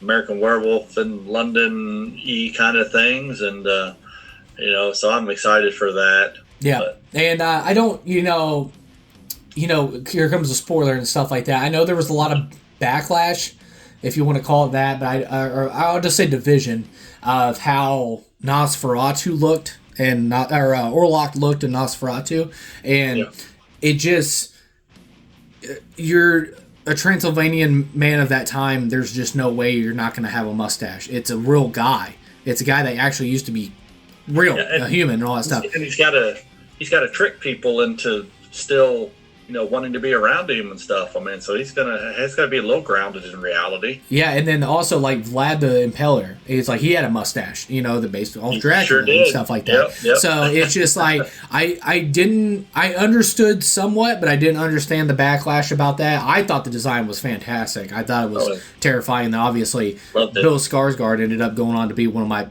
my favorite performance by an actor of last year, and all that stuff. So I'm going to expect, like you said, it's going to be very grounded in the muck, like probably a lot, some obviously practical and stuff like that. So I'm very curious, but also the writer of The Northman and stuff like that. So are we going to get a big, like a one-shot the raid from the Northmen where they raid that village and all that stuff. So awesome. And you do like a tear down of this werewolf just tearing through people. And 100%. Yeah, and then like I've seen the set pieces and stuff like that, and obviously Jaron Blasky and Robert Eggers both like to use natural light, so you're going to have a lot of torch light and things like that. So to use that practical and have that darkness be your best friend to hide and show that brutality, so it's going to be very, very exciting.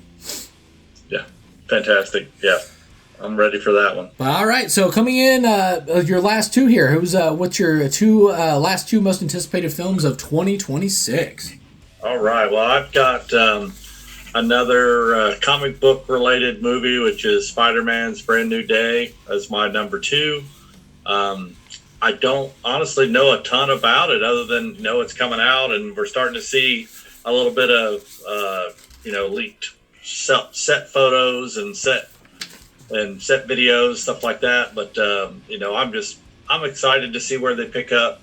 With Andrew or with with Tom Holland on his next journey after what we saw from the last one when he works with Doctor Strange and gets everyone to forget who he was, and he's kind of got to start all over again. He's got his homemade suit, and his Aunt May is gone now, and so I'm curious about where this takes him, and the direction of the universe, who the big baddies are going to be, and all that jazz. So I'm excited for that one, just on principle. Like you said before with Avengers Doomsday, it's just I'm going to see it because it's a Spider-Man movie, and it's probably going to be pretty darn good.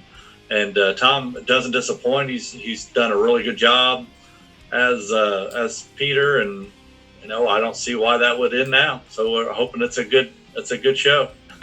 Yeah, and done by the I'm sorry, I didn't know if you said it or not, but done by the director of Shang-Chi.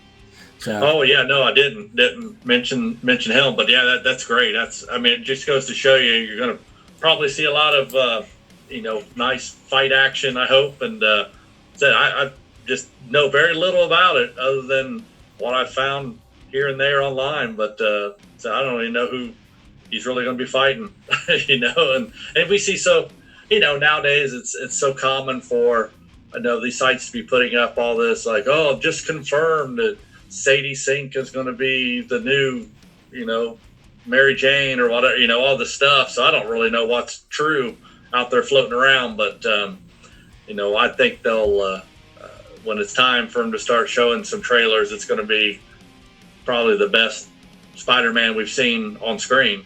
Just because of everything that happened from the last movie, him kind of being on his own, Tony's gone and May's gone, and all his friends are gone and forgotten about him, and he's kind of just on his own back to neighborhood, friendly neighborhood Spider-Man. I think it could be really good turning point for him. And I'm going to guess probably one of the last movies for Tom as Spider-Man. I would just be guessing.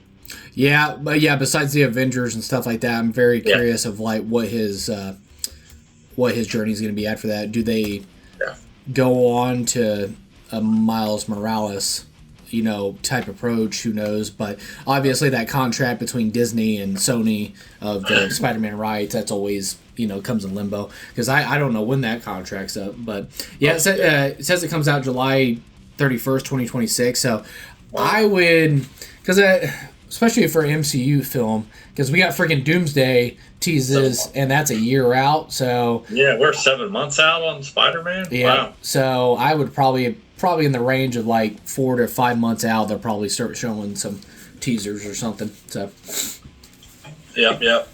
So that's why I got my number 2, and then my number 1 is going to be, of course, Dune 3. So we're ready for the third in the Dunes to come out and wow us and make us go insane with how cool it is. So that's Dune 3. I'm assuming you probably have Dune up there too, so I'll let you if you want to go ahead and do your next two, so then we can talk about Dune. Yeah, Dune. I never heard of that. Are they good? Are they any good? I've heard it's decent. So, but yeah, here we go with our last two. These are obviously my two most anticipated films of 2026. I haven't shied away of talking about these two films. Coming in at number 2, I have Christopher Nolan's The Odyssey. Obviously, it's, freaking Christopher Nolan, man. Freaking doing Homer's Odyssey. It's just insane to me, even to say that out loud still. And a blessing in disguise, because we were supposed to record this yesterday, but today they actually released a full trailer for The Odyssey today, so it was kind of a blessing in disguise. So it was really cool. Looks stunning, looks grand. I love it. The Ludwig back doing the music score, who did Oppenheimer, and I'm just so excited, coming off his Oscar win. And then you have Hoyt van Hoytema, who I think him, Greg, obviously Roger Deakins, because I think Roger Deakins is retiring, but Hoyt van Hoytema and Greg Fraser, I think they're the top, and I think Linus as well, and I'll get to him in a second, but I think they're like top cinematographers working today, and Hoyt van Hoytema, woo!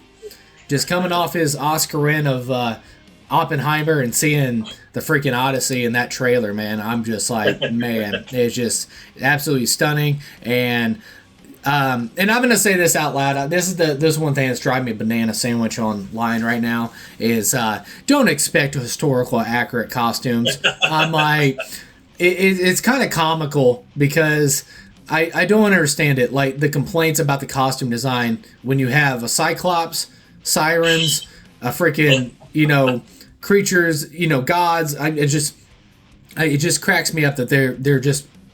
People are complaining about the historical accuracy of the costumes. I'm like, guys, there's a freaking Cyclops in the trailer. Like, come on, man. I'm just like, what are we doing here? So it's freaking Christopher Nolan, man. I'm like, don't be wrong. You don't have to be I'm not saying he has to be your favorite filmmaker of all time or anything else, but it's Christopher Nolan, man. I'm like, come on now. And then I've seen the trailer in IMAX. When I went and seen The Shining and stuff like that, I ended up getting to see the Odyssey clip, not the trailer that released today, but they did the tease of the Odyssey and stuff like that, and it looked awesome. But that trailer I watched today, it looks phenomenal, and the cast looks god level. It's ridiculous, and this will be the highest budget that Christopher Nolan's ever worked on, and that's awesome. Obviously you see the success of Oppenheimer almost making $1 billion. Obviously they were going to give him whatever he wants, and to see that he got a blank check. Well, I'll say that, it's pretty obviously that Nolan got a blank check and he picked Homer's Odyssey to adapt, and that's freaking awesome. So, it's absolutely bonkers too, because there's already IMAX screenings in 70mm that have sold out of this, and it doesn't come out, until freaking July. So it's absolutely bonkers. So, but yeah, no, it literally looks like Lawrence of Arabia, like meets a historical epic of Gladiator. I don't know what you want to say. It honestly could potentially be one of the greatest films ever made. So it looks awesome, and the trailer got me even more excited. And the cast of Tom Holland, freaking Matt Damon, Anne Hathaway, Robert Pattinson, Lupita Nyong'o, Zendaya, Charlize Theron, freaking John Berthal's in there, freaking the Safdie brothers in there, like freaking. I might be in there. I might be playing a tree in the background. So I just like it's nuts. So yeah, I'm so excited. But number 2, I had Christopher Nolan's The Odyssey, and then obviously me and Chad are on the same wavelength here, because coming in at number 1, I also have Denis Villeneuve's Dune Part 3. Obviously, the Dune franchise and the Dune is my favorite sci-fi book of all time. It's by Frank Herbert. It's just to see this adapted by Denis Villeneuve, who is, I will say it, I think he is the greatest filmmaker working right now. I think he is, yes, even over Nolan, yes, even over Spielberg. I think he is the greatest filmmaker working right now. He's been on a tear, and I think in the 2010s as well, he's just on a tear, and then going into the 2020s now. I'm so excited, because Dune Part 1, Dune Part 2, he's doing Dune Part 3, and he's freaking doing James Bond next. So it's so exciting, and I think he is the best filmmaker working today. They did do a prediction that we talked about when we did our Dune Part 2 spoiler talk, is instead of 12 years later, it's going to be 20 years later. So this will be 20 years later into the Holy War, and Paul becoming the Emperor and all that stuff. And it does, they've already announced too that they have casted the children of Paul Atreides and stuff like that. So I would imagine those would be visions of the future and stuff like that, the foresight that he would have and stuff like that. I would imagine there would be visions, but it does look like they're sprinkling a little bit of Children of Dune, and that's what has me very excited about this, is because we're going into uncharted territory. They've never adapted Messiah. So it's called Dune Part 3, but it's going to be the adaptation of Dune Messiah, which seems like a sprinkle of a little bit of Children of Dune. And we've never seen this cinematically adapted. So that's what's so exciting about this. And I'm very excited now. Greg Fraser is not returning to do the cinematography. I know a lot of people panicked. I panicked a little bit in the inside, but I had to think about it a little bit. You know, I read Dune Messiah and then obviously Dune 1. Dune Messiah is, in a lot of ways, very different than the first Dune book. And I think that's a good thing when it comes to cinematography as well, is you want it to feel completely different from Dune Part 1 and 2. So you want it to feel completely different from that first book. So they, honestly, Linus Sandgreen is going to be doing the cinematography for this, who did La La Land, he did Saltburn, he did Babylon, and if you go out, there's a trailer out right now, and just visually, you don't have to be for the movie or whatever. I am excited about the movie, but he also is doing the cinematography for Wuthering Heights. And just, you could put the freaking trailer on mute and just watch visually how those films look. Wuthering Heights looks incredible, and I'm just like, good Lord, what is he visually going to do in Dune 3? So that has me so excited, because Arrakis becomes this paradise. So we get to see Paul's empire. So it's bonkers. I know Denis Villeneuve, I trust, but man, some of the concept, I always had the picture in my head of the Dune Messiah and the temples and things like that Paul has, because he is the emperor. He is a tyrant in the galaxy, and it looks absolutely bonkers. So we'll see what happens. So I'm very excited. But Linus Sandgreen doing the cinematography, I'm bonkers. I think that is the best pickup. I said Hoyt Van Hoytema would be the best bet, the top one or whatever, but obviously he's doing the Odyssey. So to get Linus, that's awesome. I think that's a great pickup, and I think he's going to absolutely kill it. And if you see what he's done in his past and stuff like that, so I'm so excited. But yeah, number one is definitely Denis Villeneuve's Dune Part 3, no doubt. Yep, gotta be. That was the first one I wrote down. Even before I looked at any other things ever coming out, I was like, yeah, that's going to be cool. Dune 3, that's the way to do it. Yeah. And then awesome. They did announce the cast of Timothée Chalamet, obviously returning as Paul Atreides, with the shaved head. I don't know how I feel about that. I know, obviously, that you have the Harkonnen bloodline and all that stuff, or related and stuff like that. So is it to give him that more tyrant look that he's going into his, like, Harkonnen heritage and stuff like that? So it's going to be very, I don't know how I'm going to feel, but we'll see how it's shot and stuff like that. And then obviously, does that age him a little bit? Because Timothée Chalamet has a baby face. So it's like, so with the long hair and all that stuff.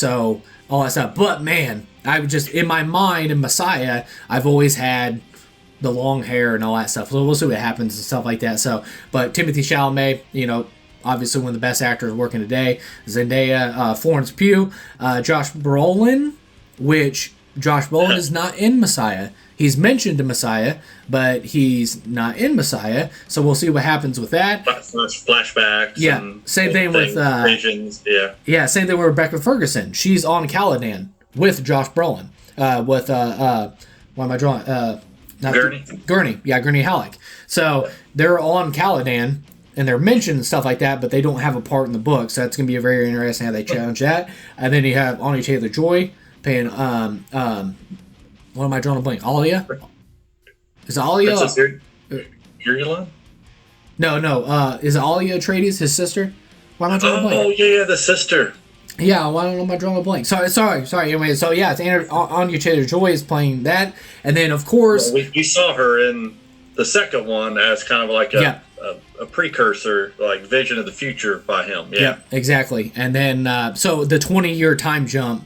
Obviously, Anya Taylor-Joy looks very young, all that stuff. So you can pull that off. So it's the 20-year time jump. So that would make sense because we even talked about it. I'm like, she was just not even born in Doom Part 2. So they would, I would imagine they would extend the Holy War a lot more. So that's exactly what they're doing. So she definitely didn't look like she was 12. Yeah. So they did that, and then of course it has been announced, but it hasn't been announced who he's playing. But it's not a freaking secret if you're a Dune book reader. Is Robert Pattinson is going to be in this, and he has to be playing Skytel. There's like no freaking way that he's not playing Skytel. So I thought Barry Keoghan would have been a good Skytel, but Robert Pattinson, awesome actor. So it's pretty good. Has me so excited. So the cast looks ridiculous, and then obviously. Spoiler alert, here it comes, this is a book spoiler, is Jason Momoa is back.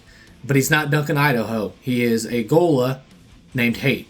So it is Duncan Idaho, but it's they got some explaining to do in the film and stuff like that. Yeah. So it's really cool. And that's obviously it's going to be a lot more. Once again, it's a very different book. It's a very a political war, if that makes sense, and stuff like that, because they know that Paul's the emperor and he's a tyrant and he has so much power and stuff like that, but how can you hurt somebody like that if he has a strong army, blah, blah, blah. So the approach that Skytel does to take down Paul Atreides' empire and him as an emperor and stuff like that, it's very interesting. So it's in Denis Villeneuve's hands. I'm so excited. Cast looks ridiculous, but yeah, number one, Denis Villeneuve's Dune Part 3. It's happening. Yeah. All right, cool. And then, of course, as always, guys, with that of the top 10 most anticipated of 2026, make sure you go down in the comments, and I want to hear everybody's. What's your most anticipated films of 2026? Give us your 10 most anticipated films. I want to hear from everybody. I'm so excited. Like I said, it's an embarrassment of riches going into 2026. So excited. And there's we just wanted to give you some films to mark on your calendar going into the new year. So I'm so excited. And once again, thank you, Chad. As always, thank you for joining me for this episode of Movie Nerd Talk. My pleasure. It's been a blast, and we'll definitely get together and do it again. Absolutely. And then show this episode some love, guys. Give it a thumbs up, like. Make sure you subscribe to the Movie Nerd James YouTube channel. As always, take care of yourself, take care of each other, and we'll see you later, movie nerds. Later.